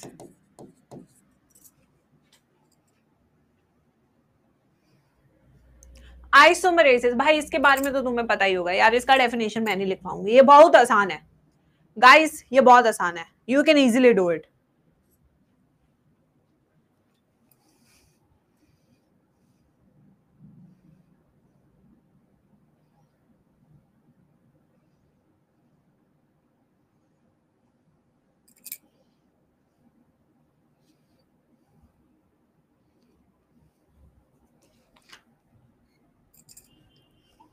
Forms isomers, very good. They forms isomer. एक इसका बहुत फेमस एग्जाम्पल है जो हम करेंगे, ग्लूकोज 6 फॉस्फेट से फ्रक्टोज 6 फॉस्फेट। अभी हम ग्लाइकोलिसिस करेंगे बेटा, ये सब आने वाला है आपका, ग्लूकोज से फ्रक्टोज 6 फॉस्फेट, ये हमारे ग्लाइकोलिसिस का दूसरा स्टेप है।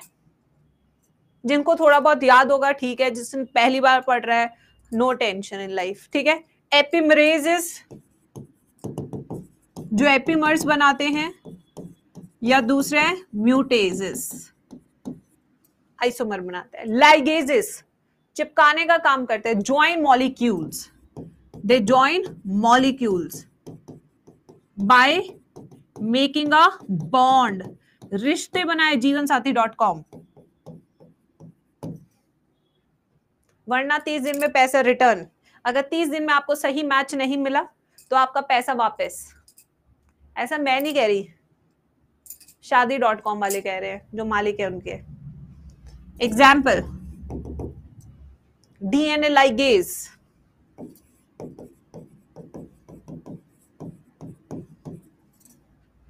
पेपकेस,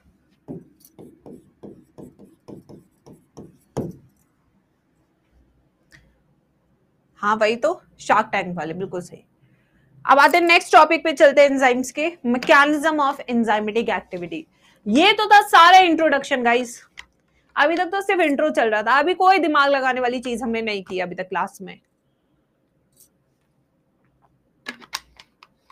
अब दिमाग लगाने वाली चीज अभी हम करेंगे नेक्स्ट स्लाइड से।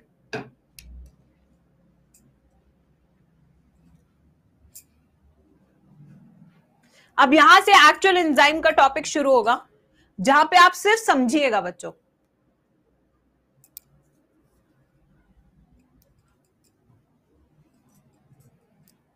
जब ये लिख ले तो बता दीजिएगा कितना बचा। अभी तो बहुत बचा है पॉल, अभी हमारे बचे हैं 3 4 3 10 चैप्टर हो गए हैं, अभी हमारे 22 चैप्टर बचे हैं पॉल। जिन्होंने शुरू से बैच ज्वाइन किया था, जिन्होंने बीच में किया उनके तो और ज्यादा चैप्टर बचे होंगे।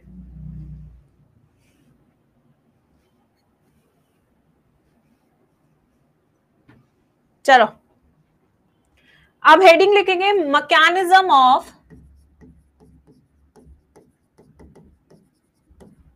Enzymatic activity. आखिर एंजाइम काम कैसे करता है गाइस, ये है असली मैकेनिज्म। और इसके लिए एक ग्राफ दे रखा है एनसीईआरटी ने, जो हमें बहुत ध्यान से पढ़ना, उस पर भी नीट का क्वेश्चन आ चुका है। मैंने कहा था ना एंजाइम से एक क्वेश्चन पक्का है, आज की क्लास से एक क्वेश्चन पक्का है, 4 मार्क्स पक्का एक क्वेश्चन आएगा ही आएगा, एक से ज्यादा भी आ सकते हैं बट एक तो आएगा ही आएगा। आइए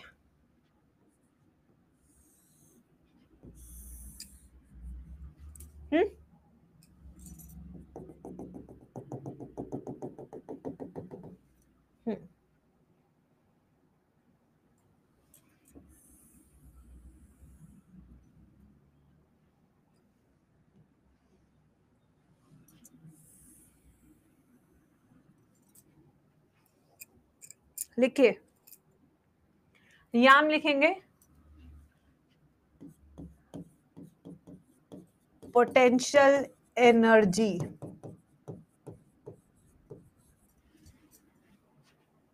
याम लिखेंगे progression of reaction,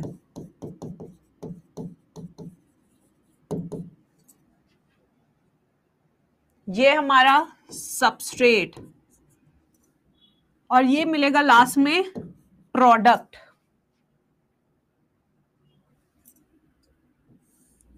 this is A, this is B. बस ग्राफ बना लीजिए, अभी मैं समझाती हूँ इसको। मैम लिविंग वर्ल्ड के लेक्चर नहीं है ऐप पे, अभी डलवाती हूँ, चिंता मत करो तुम। आज तुम देखो जरा, आज अपन छोड़ेगा नहीं किसी को भी। अपन के वैसे ही पेट में दर्द है, सांस ली जा नहीं रही है।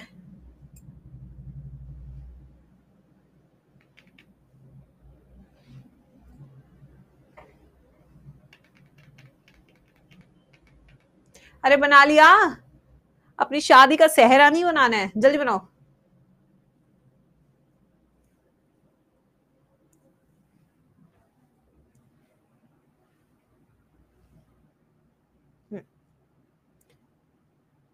मैम आपके साइड में कौन खड़ी है व्हाइट साड़ी में? और कुछ? और कुछ?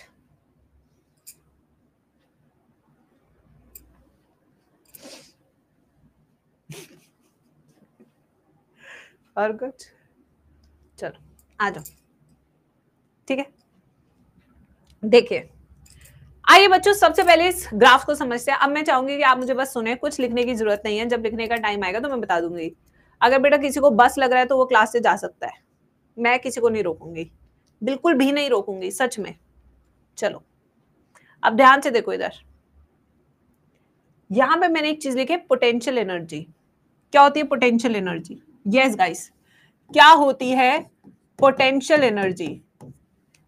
mgh, ये तो तुम्हें पता ही होगा क्योंकि तुम फिजिक्स अच्छे पढ़ ही रहे हो। अब मैं बताऊंगी पोटेंशियल एनर्जी क्या है। It is a energy stored in a body. क्या होती है बच्चों potential energy? It is a energy stored in a body. कितनी एनर्जी स्टोर्ड है? जैसे मेरे में बहुत सारी पोटेंशियल एनर्जी है, बट मैं जिम ही नहीं जाती, I don't use my energy. ठीक है बच्चों, सो मैं एनर्जी स्टोर कर रही हूं, तो मेरे में बहुत ज्यादा पोटेंशियल एनर्जी है। बाकी जो जिम जाते हैं उनकी पोटेंशियल एनर्जी कम हो गई है, because they are using their energy guys. ठीक है, तो क्या है पोटेंशियल एनर्जी? क्या है? The energy stored in a body, and I have lot of potential energy guys. ठीक है, सो क्या होती है potential energy? Energy stored in a body is called potential energy.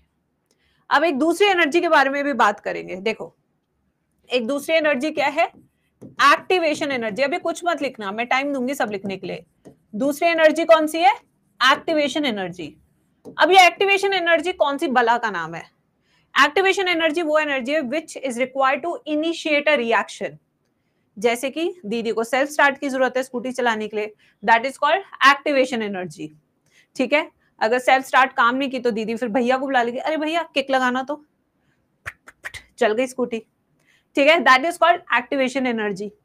ठीक है, ऐसे ही बेटा आपको बहुत कामों के लिए चाहिए होती है। जैसे कि आप पढ़े हुए हो सुबह, जब तक मम्मी 10 बजे नहीं बोल देती, अरे पड़ा रहेगा क्या दिन भर, नहाएगा धोएगा नहीं, बास मारता है गर्मियों में नालायक, तब तक आप खड़े नहीं होंगे, आप स्नान घर नहीं जाएंगे। तो बेटा ये सब क्या है? These are all activation energies. ठीक है, बट अगर आप खुद से डिसिप्लिन हो जाए तो आपको इन एक्टिवेशन एनर्जीज की जरूरत ही नहीं है। सो एक्टिवेशन एनर्जी क्या है? एनर्जी रिक्वायर्ड टू जनरेट और इनिशिएट अ रिएक्शन। ठीक है बच्चों, क्या होती है activation energy? Energy required to initiate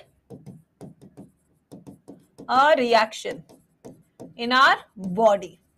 but हमारे शरीर में तो हजारों रिएक्शन हो रहे हैं, करोड़ों रिएक्शन हो रहे हैं, हर मिनट हो रहे हैं। अब सबको एक एक एटीपी देते रहेंगे बेटा, ऐसे तो हम खत्म ही ना हो जाएंगे। अब सोचो दिन भर मम्मी ऐसे बोले, जा पढ़ ले, जा फिजिक्स पढ़ ले, जा केमिस्ट्री पढ़ ले, अरे पढ़ ले, फिर मम्मी लास्ट में अरे भौंकते रहेंगे क्या, खुद से नहीं पढ़ा जाएगा, बैठा रहियो। Yes, that is a true motivational line. ठीक है बच्चों, तो ये होती है हमारी एक्टिवेशन एनर्जी। हर चीज के लिए नहीं बोला जा सकता, कुछ चीजें आपको खुद भी करनी पड़ती है। ऐसे ही हमारे शरीर में भी होता है काम। कैसे होता है चलिए आइए देखते हैं। तो यहां पे मैंने लिया है सबस्ट्रेट। अगर आप सबस्ट्रेट की पोटेंशियल एनर्जी देखें तो ये देखिए यहां पे, अगर वही मैं प्रोडक्ट की पोटेंशियल एनर्जी देखूं तो वो कितनी है? बस इतनी। ये देखिए, ये मेरी क्लास से पहले की एनर्जी मेरे बच्चों के अंदर, मेरी क्लास के बाद बच्चों की एनर्जी। ये देखिए, अब सवाल उठता है एनर्जी गई कहां गाइस? फिर एनर्जी गई कहां? लॉ ऑफ कंजर्वेशन क्या कहता है? लो जो थर्मोडायनेमिक्स के तुम पढ़ते हो, क्या होता है वो law? Energy is neither created not destroyed, it is you know क्या कहते हैं उसे, it is converted in one form to another form, है ना? ऐसे ऐसे तो कुछ होता है ना, बड़ी बड़ी बातें। यस, तो यहां पे भी यही चीज है।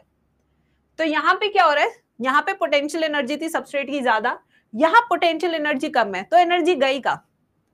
एनर्जी यूज हुई हाथों से नोट्स लिखने में। ठीक है बच्चों? यस। अब देखिए यहां पे, ये देखिए यहां पे सबस्ट्रेट की पोटेंशियल एनर्जी क्या है? ज्यादा, प्रोडक्ट की है कम, यानी कि इस रिएक्शन के दौरान एनर्जी बाहर निकली, एनर्जी आउट। तो जिन रिएक्शन में एनर्जी खर्च होती है, ऐसे रिएक्शन को क्या कहते हैं मेरे बाबू? क्या कहते हैं ऐसे रिएक्शन को बाबू? ऐसे रिएक्शन को हम कहते हैं एक्सोथर्मिक। क्या कहते हैं ऐसे रिएक्शन को? Exothermic reaction. एनर्जी निकल गई ना बाबू। तो ये जो ग्राफ एनसीईआरटी ने दिया है, this graph represent exothermic reaction और endothermic reaction. This was a question in NEET exam.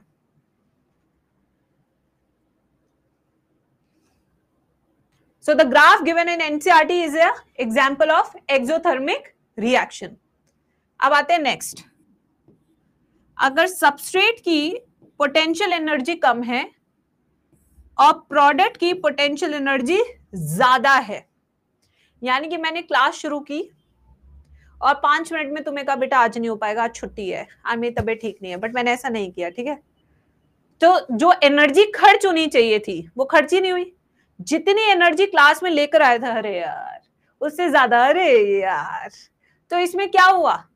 Energy invest, खर्च तो हुई नहीं, एनर्जी क्या रही? ज्यादा ही रही ना.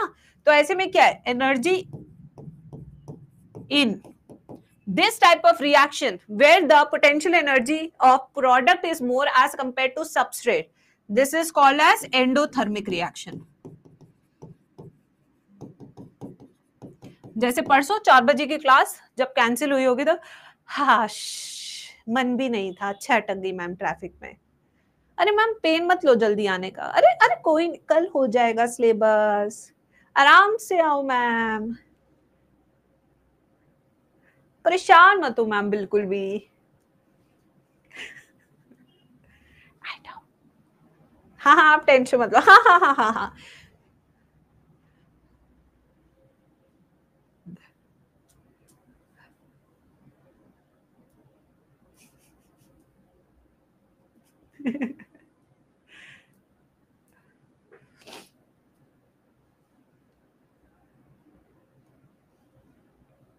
लिख लिया सबने?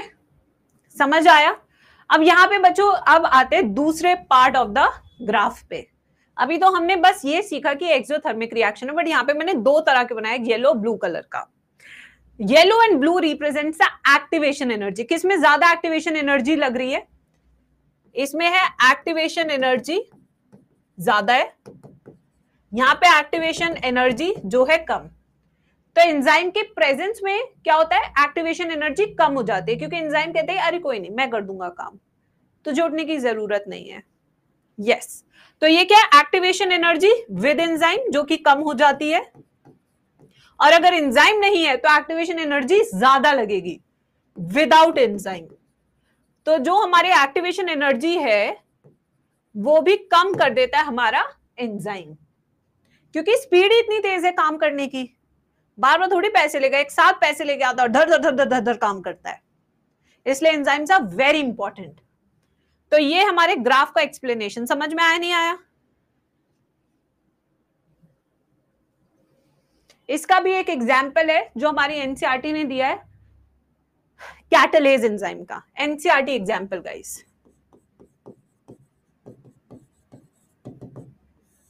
पहले मैं एनसीईआरटी का एग्जाम्पल भी समझा देती हूँ, फिर सब कुछ लिखवाऊंगी अच्छे से. अभी मैंने इसके नोट्स नहीं लिखवाए हैं. देखिए बेटा, एक हमारा है H2O. ये क्या होता है हमारा? पानी. पानी. बट जब इसमें H2O2 लग जाता है तब ये क्या हो जाता है? हाइड्रोजन परऑक्साइड, जो आपके ब्लीच के एक्टिवेटर में होता है. So this is hydrogen peroxide. Hydrogen peroxide. इसके ऊपर काम करता है एंजाइम कैटालेज, और कैटालेज को कौन सा कोफैक्टर चाहिए होता है? Haem group. कौन सा चाहिए होता है इसे? Heme group. अभी बताया था गधो. ठीक है. फिर ये तोड़ के हमें क्या देता है? पानी. पानी पानी पानी. और हमें देता है ऑक्सीजन फ्री रेडिकल. क्या देता है? Free radical. ओ नेगेटिव, जो मैंने बताया था एंटीऑक्सीडेंट. याद है? याद है वो स्टोरी? अब ये ऑक्सीजन रेडिकल बन गया है. अब इस ऑक्सीजन रेडिकल को हटाने के लिए हमें एंटीऑक्सीडेंट्स खाने पड़ते हैं। देखा कैसे आता है फ्री रेडिकल, ये हमारे शरीर में बनता है और ये जहां जहां बनेगा वहां पे बर्निंग कराएगा, एजिंग कराता है ये, बर्निंग, क्योंकि ऑक्सीजन क्या करता है, बर्निंग कराता है ये, ठीक है।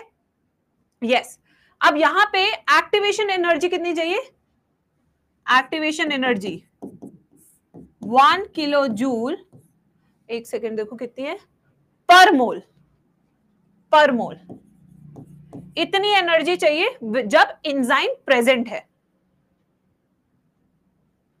हाँ, अब आते हैं जब enzyme is absent, H2O2, no enzyme, तब बन रहा है हमारा H2O plus free oxygen radical. But इस टाइम पे जो एक्टिवेशन एनर्जी है जो विदाउट एंजाइम, वो कितनी है हमारी 90 किलो जूल पर मोल। क्या एनसीईआरटी का एग्जांपल सबको समझ में आ रहा है, कैसे लिखा एनसीईआरटी ने? So in the presence of enzyme you can see the activation energy gets reduced, when the enzyme is absent the activation energy is required in a huge amount. So क्या करता है एंजाइम, एंजाइम का काम है, enzymes reduces activation energy। ये है इसका conclusion इस ग्राफ का, इस एग्जाम्पल का, कि एंजाइम्स के प्रेजेंस में एक्टिवेशन एनर्जी हमेशा कम लगती है, ठीक है।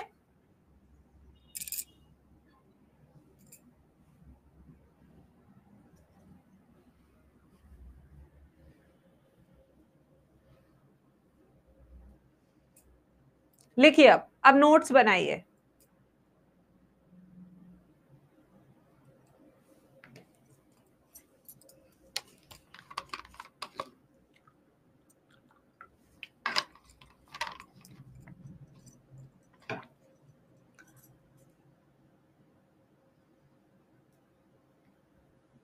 नहीं, अभी तो बहुत पढ़ा है chapter. Factors affecting enzymatic activity, उसके बाद है एंजाइम इनहिबिशन, फिर है एलोस्टेरिक एंजाइम्स। बेटा कल फिर नया चैप्टर शुरू करेंगे ना, आज इसको खत्म करने दो। कल की क्लास छोटी भी तो हुई थी, आज मैं पूरा खत्म करा के ही जाऊंगी। आज की मेरे को लंबी क्लास दे दो, चाहे कल छोटी करवा लेना, कल 1 घंटे की करवा लेना क्लास, चलो डील। क्योंकि आज मैंने छोड़ दिया ना बेटा, जो अभी मैंने पूरा तुम्हें समझाया है ना वो सब वेस्ट हो जाएगा कल तक। एक होता है क्लास में पेस बना हुआ है, कल प्रॉमिस 1 घंटे की क्लास, डील, डील ले लो, बट आज मुझे टाइम दे दो। अब आते हैं नेक्स्ट टॉपिक पे, फैक्टर्स अफेक्टिंग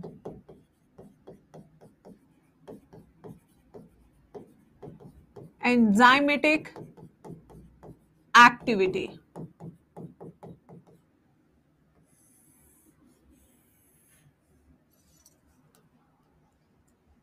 लिख लो।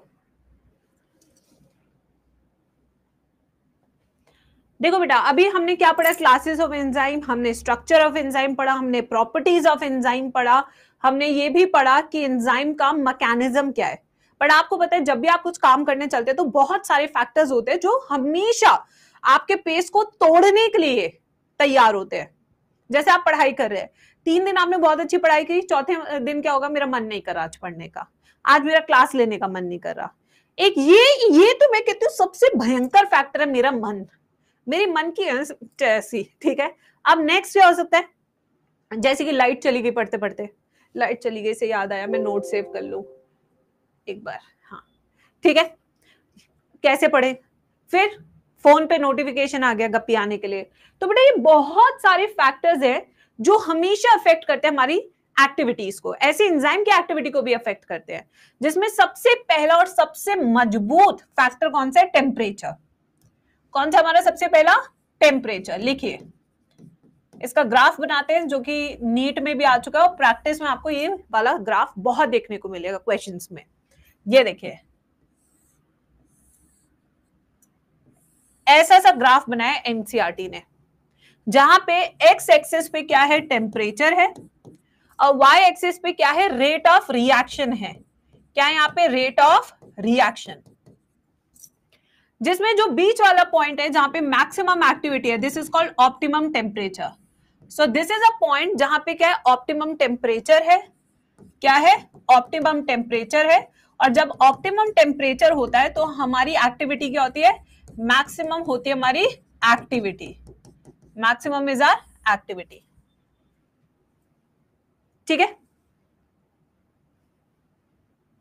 तनेश्वर रिचार्ज कर ले भाई, चार्ज कर ले बैटरी। क्लास कैसे जल्दी करा दूं, बोलने से पहले सोचते भी नहीं है गधे। चलो, अब होता क्या है बेटा, जैसे ही आप चाय बना रहे हैं, टेम्परेचर तेज करते हैं, तो आपने देखा चाय की मॉलिक्यूल ऐसे करते हैं। So the kinetic energy between the molecules increases. जब काइनेटिक एनर्जी मॉलिक्यूल्स की बढ़ती है तो वो आपस में टकराते हैं, कोलिजन बढ़ता है। कोलिजन बढ़ता है तो रिएक्शन फास्ट हो जाता है, क्योंकि अब आजा फटाफट, अरे आजा फटाफट, अरे आजा आजा फटाफट, यस ऐसे। सो यहां पे क्या होता है, as we increase the temperature, अगर मैं टेम्परेचर इंक्रीज करती हूं, I have increase the temperature, तो हमारी काइनेटिक एनर्जी क्या है, वो भी इंक्रीज होती है। क्या इंक्रीज होती है, हमारी काइनेटिक एनर्जी ऑफ मॉलिक्यूल्स। तो जब kinetic energy of molecules increase होती है तो इससे होता क्या है, चांसेस ऑफ कोलिजन और रिएक्शन इंक्रीजेस। तो यानी कि अगर मैं टेम्परेचर बढ़ाऊंगी तो मेरा रिएक्शन बढ़ेगा या घटेगा, क्या होगा? अगर मैं 10 डिग्री सेल्सियस टेम्परेचर बढ़ाऊंगी तो मेरा रेट ऑफ रिएक्शन क्या हो जाएगा, 2x हो जाएगा। 2x will be rate of reaction but within a limit.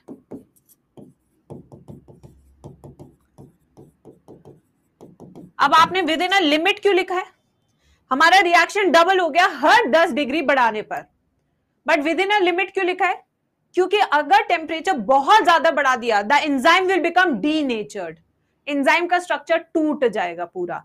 अब कर लो, अब हग लो, अब कुछ होना ही नहीं है। यस, खत्म, स्ट्रक्चर खत्म, बाय बाय, जय हिंद, बैठो आराम से घर में, फैलो। ठीक है, तो यहां पे क्या है, विद इन अ लिमिट का मतलब, if temperature exceeds the limit, enzyme becomes denatured। denatured का मतलब क्या है, the chemical structure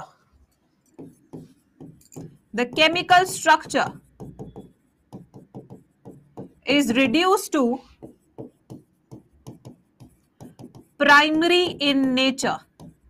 यानी कि अब टर्शरी से वो कौन से पे चला गया, प्राइमरी पे, बाकी सारी बॉन्ड्स टूट गई एक्सेप्ट फॉर पेप्टाइड बॉन्ड, सीधा टर्शरी से प्राइमरी पे हो गया उसका डिमोशन। ठीक है, अब आते हैं ठंडा। जब भी ठंडी होती है काम करने का किसी का मन नहीं होता, जैसे सर्दियों में, वैसे तो 12 महीने मुझे आलस रहता है, बट सर्दियों में आलस की लिमिट क्रॉस होती है। ठीक है, जब हाथ ही नहीं चलते ना ही पैर चलते हैं। तो बेटा अगर हम यहां पे देखें, for every 10 degree Celsius decrease the rate of reaction becomes half. तो मेरी गलती नहीं है सर्दियों में आलस होना, this is nature guys, this is nature. So यहां पे rate of reaction becomes half, rate of reaction is half but within a limit. अब आप कहेंगे within a limit, ma'am अगर लिमिट, अगर हम सीमा से बाहर चले गए तो क्या होगा, तब होगा इनएक्टिवेशन। देखो हुआ क्या था, जब टाइटैनिक जहाज डूबा था तो रोज दीदी नाव को उल्टा कर ली, नाव को सीधा नहीं की, उल्टा करके लेट गई। तो पहले तो उनके दिमाग की दाद देनी चाहिए। अब जब उल्टा हो गई दीदी, तो अपने बॉयफ्रेंड को गई तुम यहीं रहो, और वो भी हाथ पकड़ के। पानी इतना ठंडा था, भैया 2 मिनट में जम गए। बट उन्हें, दीदी को ये नहीं पता था मरा नहीं है।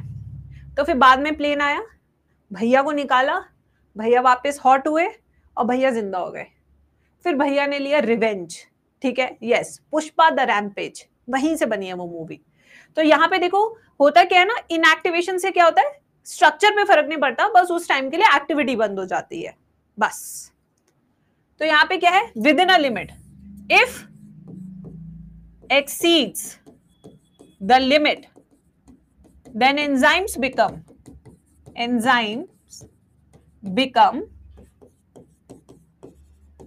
denatured.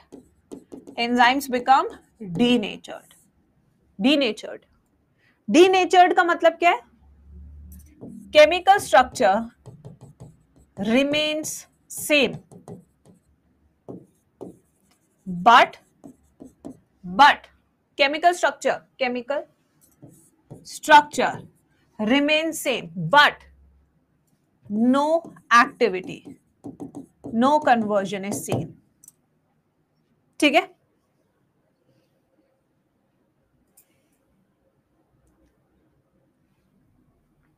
है ना बच्चों।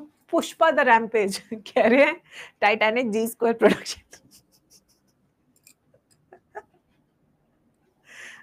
फालतू में मैं इमोशनल हुई, वो मर गया, वही तो बेटा। अरे भैया वापस आ गए, पुष्पा द रैम्पेज। थोड़ा सा छोटे हो गए, थोड़े से काले उसे हो गए, थोड़े से बाल घुंघराले हो गए, बट वो स्टाइल। इसलिए तो भैया देखो ऐसा है, ऐसे हाथ देकर ऐसे अटक गए थे ना, तो ऐसे अकड़ गए थे। ये अकड़न नहीं गई है अभी, इसका फिजियो चलेगा। यस, है ना पुष्पा। वो अब रूम बदल के आएंगे तभी तो बदला लेंगे, वरना तो दीदी पहचान नहीं लेगी, समझो। और enzymes in human body works at same temperature, that is 37 degree Celsius. हमारे शरीर के सारे एंजाइम्स एक ही टेम्परेचर पे काम करते हैं। श्रीवल्ली तो जलाने के लिए गाइस, श्रीवल्ली सीधा हो जाएगा सुन।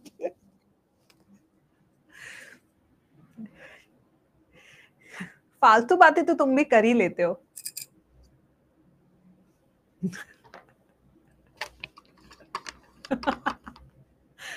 हानी बिल्कुल सही कह रही है।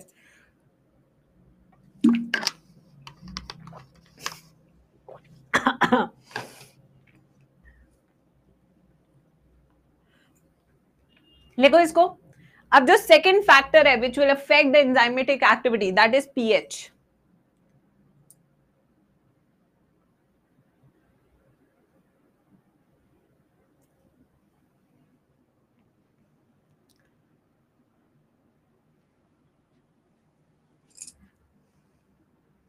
सेकंड फैक्टर कौन सा हमारा, पीएच।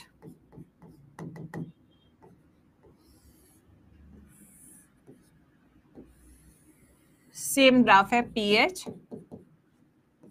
रेट ऑफ रिएक्शन, ये ऑप्टिमम है।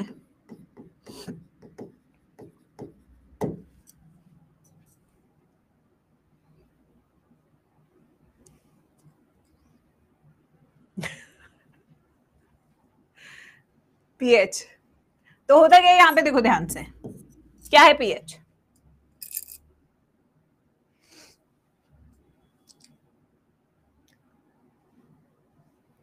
हमारे जो शरीर है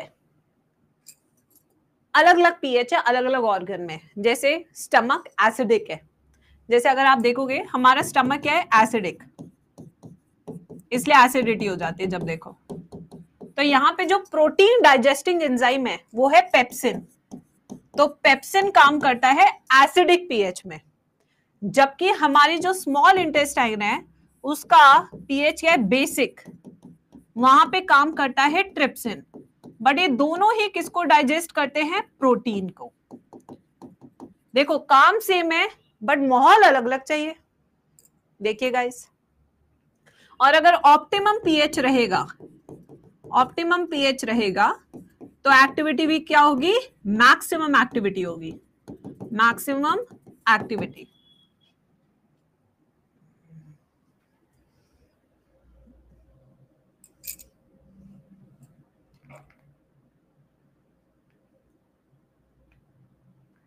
अरे हाँ मैम, तो तेलुगु बोलने वाली थी।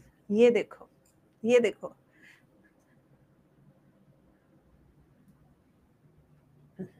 अरे दिन भर बैठ के चैट ही करते हैं बेटे, इनका बहुत प्रो लेवल का एक्सपीरियंस है।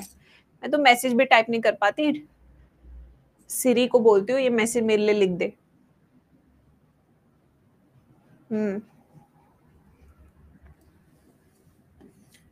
सबस्ट्रेट कॉन्सेंट्रेशन,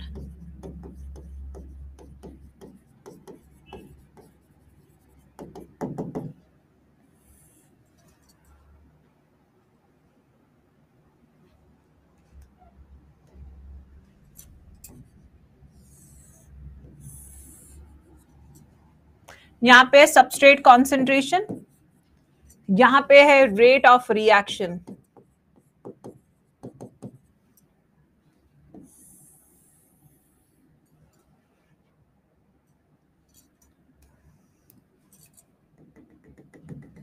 ये हमारा वी मैक्स,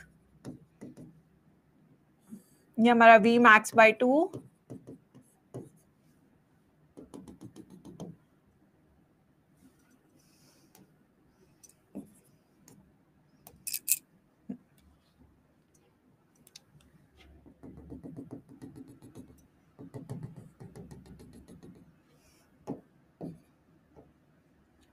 बना लो।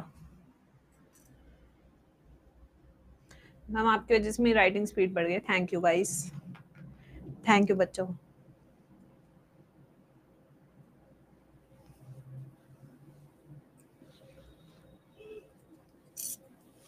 चलो भाई लिखो फटाफट से।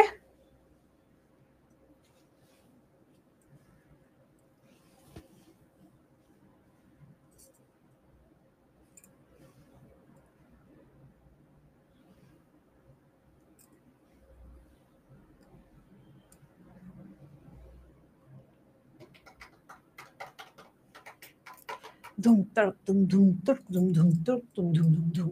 अब देखो बेटा, जहां पे आएगा असली मजा।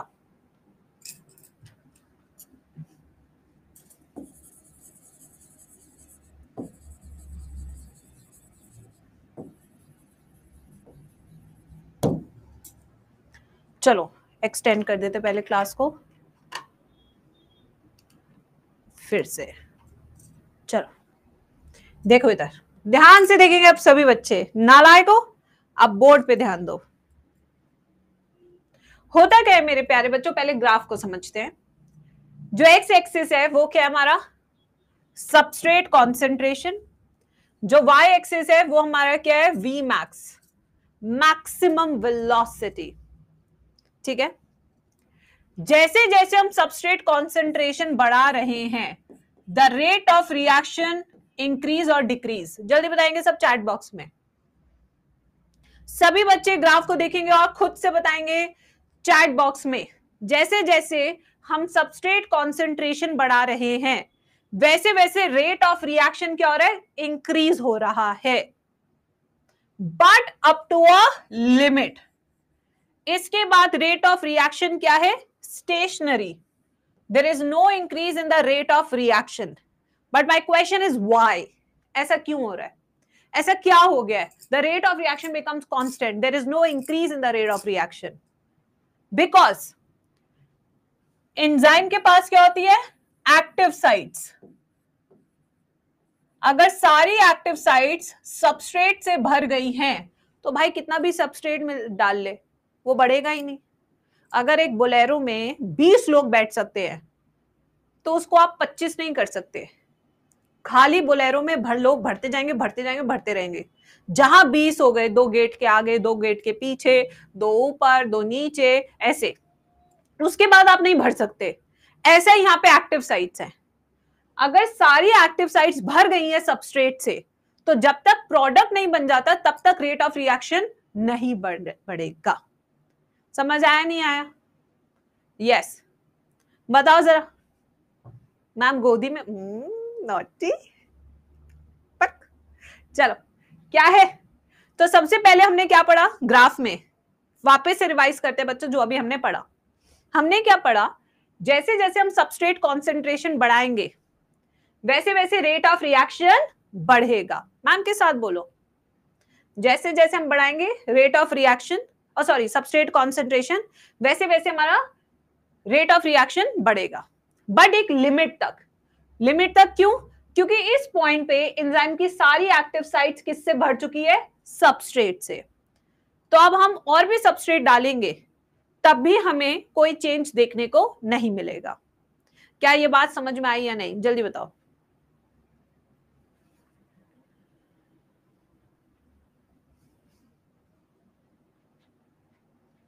यहां तक सबको समझ में आई?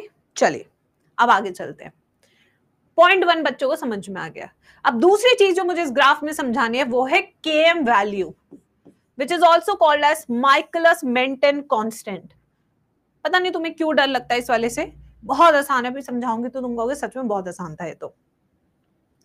देखो बेटा हम हमेशा ना एक वैल्यू बनाते हैं लोगों को नापने के लिए, ये हमारा नेचर होता है। अच्छा वो क्लास में सेकंड आ रहा है, फर्स्ट तो नहीं आ रहा ना, फर्स्ट आ रहा है, अभी देखते हैं एमबीबीएस में क्या रैंक आएगी।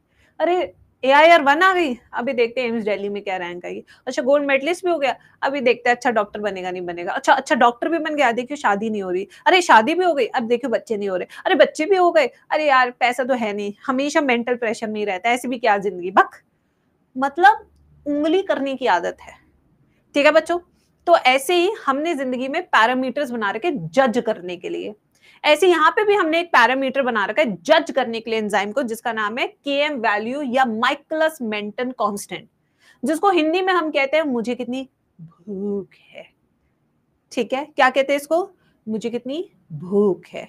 भूख पता करेंगे, कैसे पता करेंगे? चले आइए देखते हैं। यहां पे हमारी Km वैल्यू 1, Km वैल्यू 2 और यहां पे हमारी Km वैल्यू 3।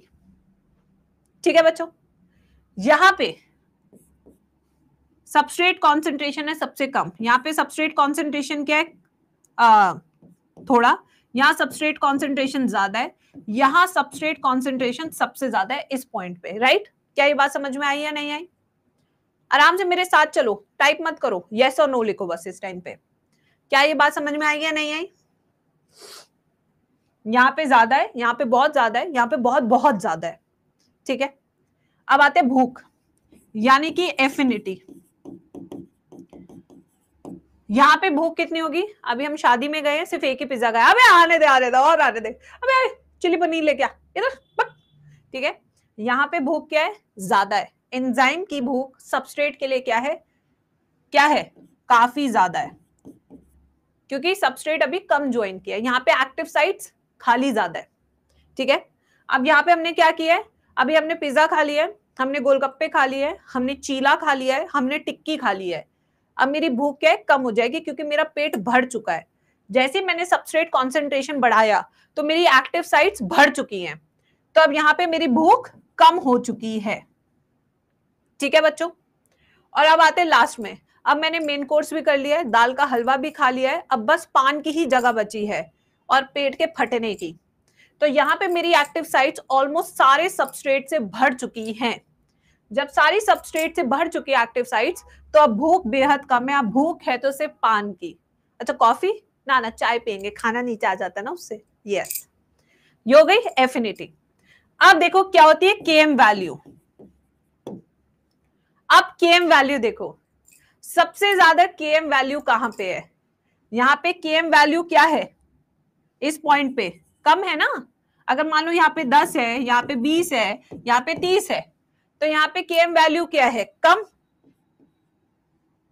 सॉरी कम नहीं, कम ही लिख देती हूँ, नहीं ऐसे रहने देती हूँ, तुम कंफ्यूज ना हो जाए। ये देखो यहाँ पे Km वैल्यू क्या है? अब देखो यहाँ पे एंजाइम एफिनिटी ज्यादा है तो Km वैल्यू कम है।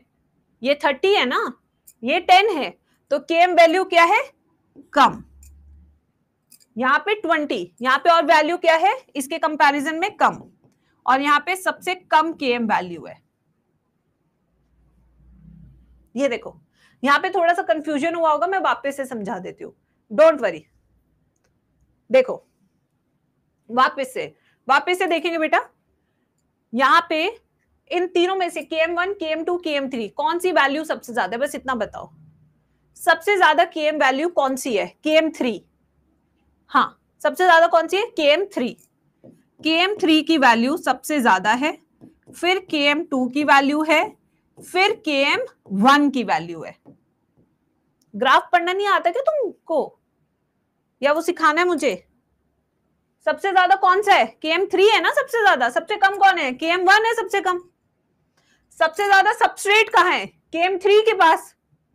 सबसे कम कौन सबस्ट्रेट कहाँ है, KM1 के पास। ठीक है, सबसे ज्यादा भूख किसको लगी है, KM1 को सबसे ज्यादा भूख लगी क्योंकि इसके पास सबसे कम सबस्ट्रेट है, इसके पास सबसे कम खाना है। सबसे कम भूख किसको लगी है, KM3 को सबसे कम भूख लगी है, क्यों, क्योंकि इसके पास सबसे ज्यादा खाना है, इसके पास सबसे ज्यादा क्या है, सबस्ट्रेट मॉलिक्यूल्स। ठीक है, तो क्या मैं कह सकती हूं, Km value is inversely proportional to affinity of an enzyme for its substrate. Km value is inversely proportional to affinity of enzyme for substrate.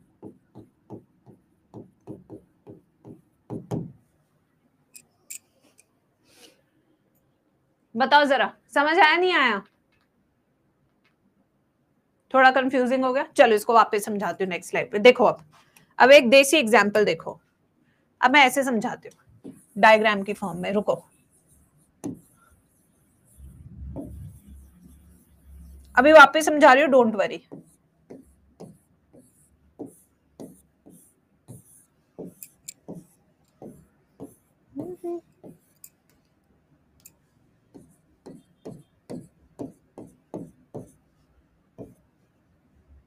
अब देखो यहां मैंने 3 एंजाइम्स बनाए, ठीक है, देखो 3 सिचुएशन बनाई है एंजाइम की, ध्यान से देखो। अब यहां पे सारी एक्टिव साइट्स क्या हैं, कवर्ड है, तो इस टाइम पे सबस्ट्रेट कॉन्सेंट्रेशन क्या होगा, सबस्ट्रेट कॉन्सेंट्रेशन क्या होगा यहाँ पे, मैक्सिमम, तभी तो सारी भर गई। अब जवाब दो जल्दी जल्दी से। यहां पे सिर्फ 2 एक्टिव साइट भरी हुई है, तो यानी कि सबस्ट्रेट कॉन्सेंट्रेशन यहां पे इसके कंपैरिजन में कम है। यहां पे सब क्या है, सिर्फ एक ही है सबस्ट्रेट, यानी कि यहां पे सबस्ट्रेट कॉन्सेंट्रेशन क्या है, बहुत ठीक ठाक लेवल पे।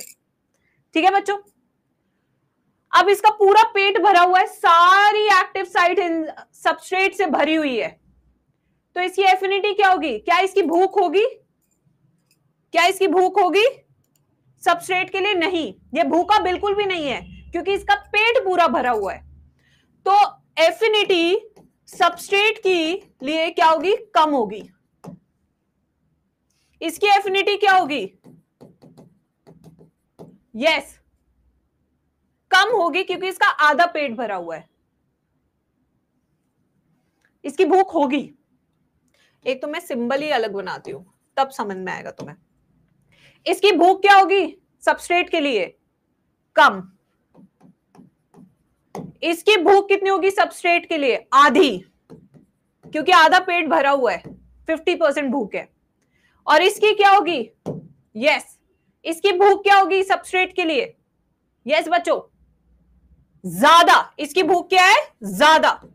बेटा अगर आपने सोच लिया है कि आप कंफ्यूज हो गए तो आपको समझा ही नहीं सकती मैं, बट अगर आप मेरे साथ जवाब देंगे, बिल्कुल सिंपल सा लॉजिक है, अगर आपने सोच लिया मेरे दिमाग में नहीं घुस रहा, मुझे कंफ्यूज रहना है, तो मैं नहीं समझा सकती, फिर पूरा साल इसी को लेके चलना आगे कंफ्यूजन को।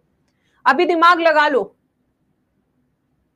यहां पे क्या है, सारी एक्टिव साइट भरी हुई है, यहां सारी एक्टिव साइट नहीं भरी हुई, यहां बिल्कुल भी एक्टिव साइट नहीं भरी हुई है, तो भूख पे डिपेंड करता है। जिसकी जितनी कम भूख होती है उतनी ज्यादा केएम वैल्यू होती है, इसकी मैक्सिमम केएम वैल्यू होगी, और इसकी सबसे कम होगी km वैल्यू, ज्यादा भूख कम km वैल्यू, कम भूख ज्यादा km वैल्यू, क्योंकि इनवर्सली प्रोपोर्शनल होते हैं। कैसे होते हैं ये? Inversely proportional.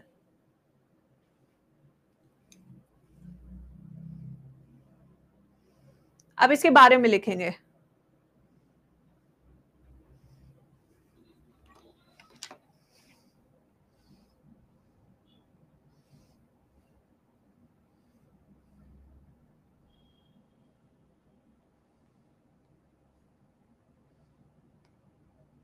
चलो आ जाओ, अब इसके नोट्स बनाएंगे यहां पे। इस स्लाइड को लिखना ना लिखना वो तुम्हारी मर्जी है, ठीक है?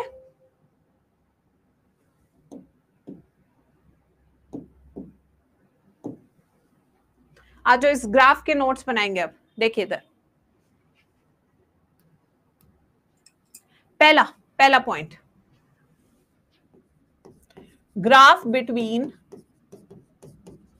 rate of reaction and substrate concentration कैसा होता है? सिग्मॉइड शेप्ड,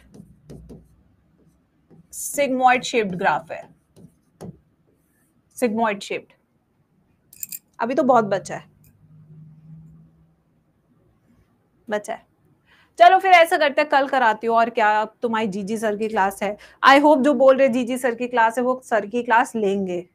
ऐसा ना हो कि आप टीसी मैम से पढ़ते हो और जस्ट मैं क्लास ओवर कर दूं तो you are playing all these games with me. I hope you are not doing that, क्योंकि बहुत पाप लगेगा भाई।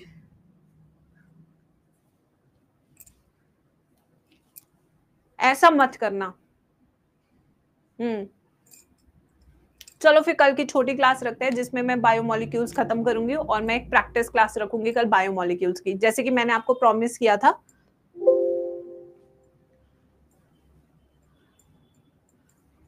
कि जब भी छोटी क्लासेस होगी तो उसके साथ प्रैक्टिस होगी एक चैप्टर की। So will do practice of biomolecules and I will do biomolecules complete also. चलो जाओ, बाय।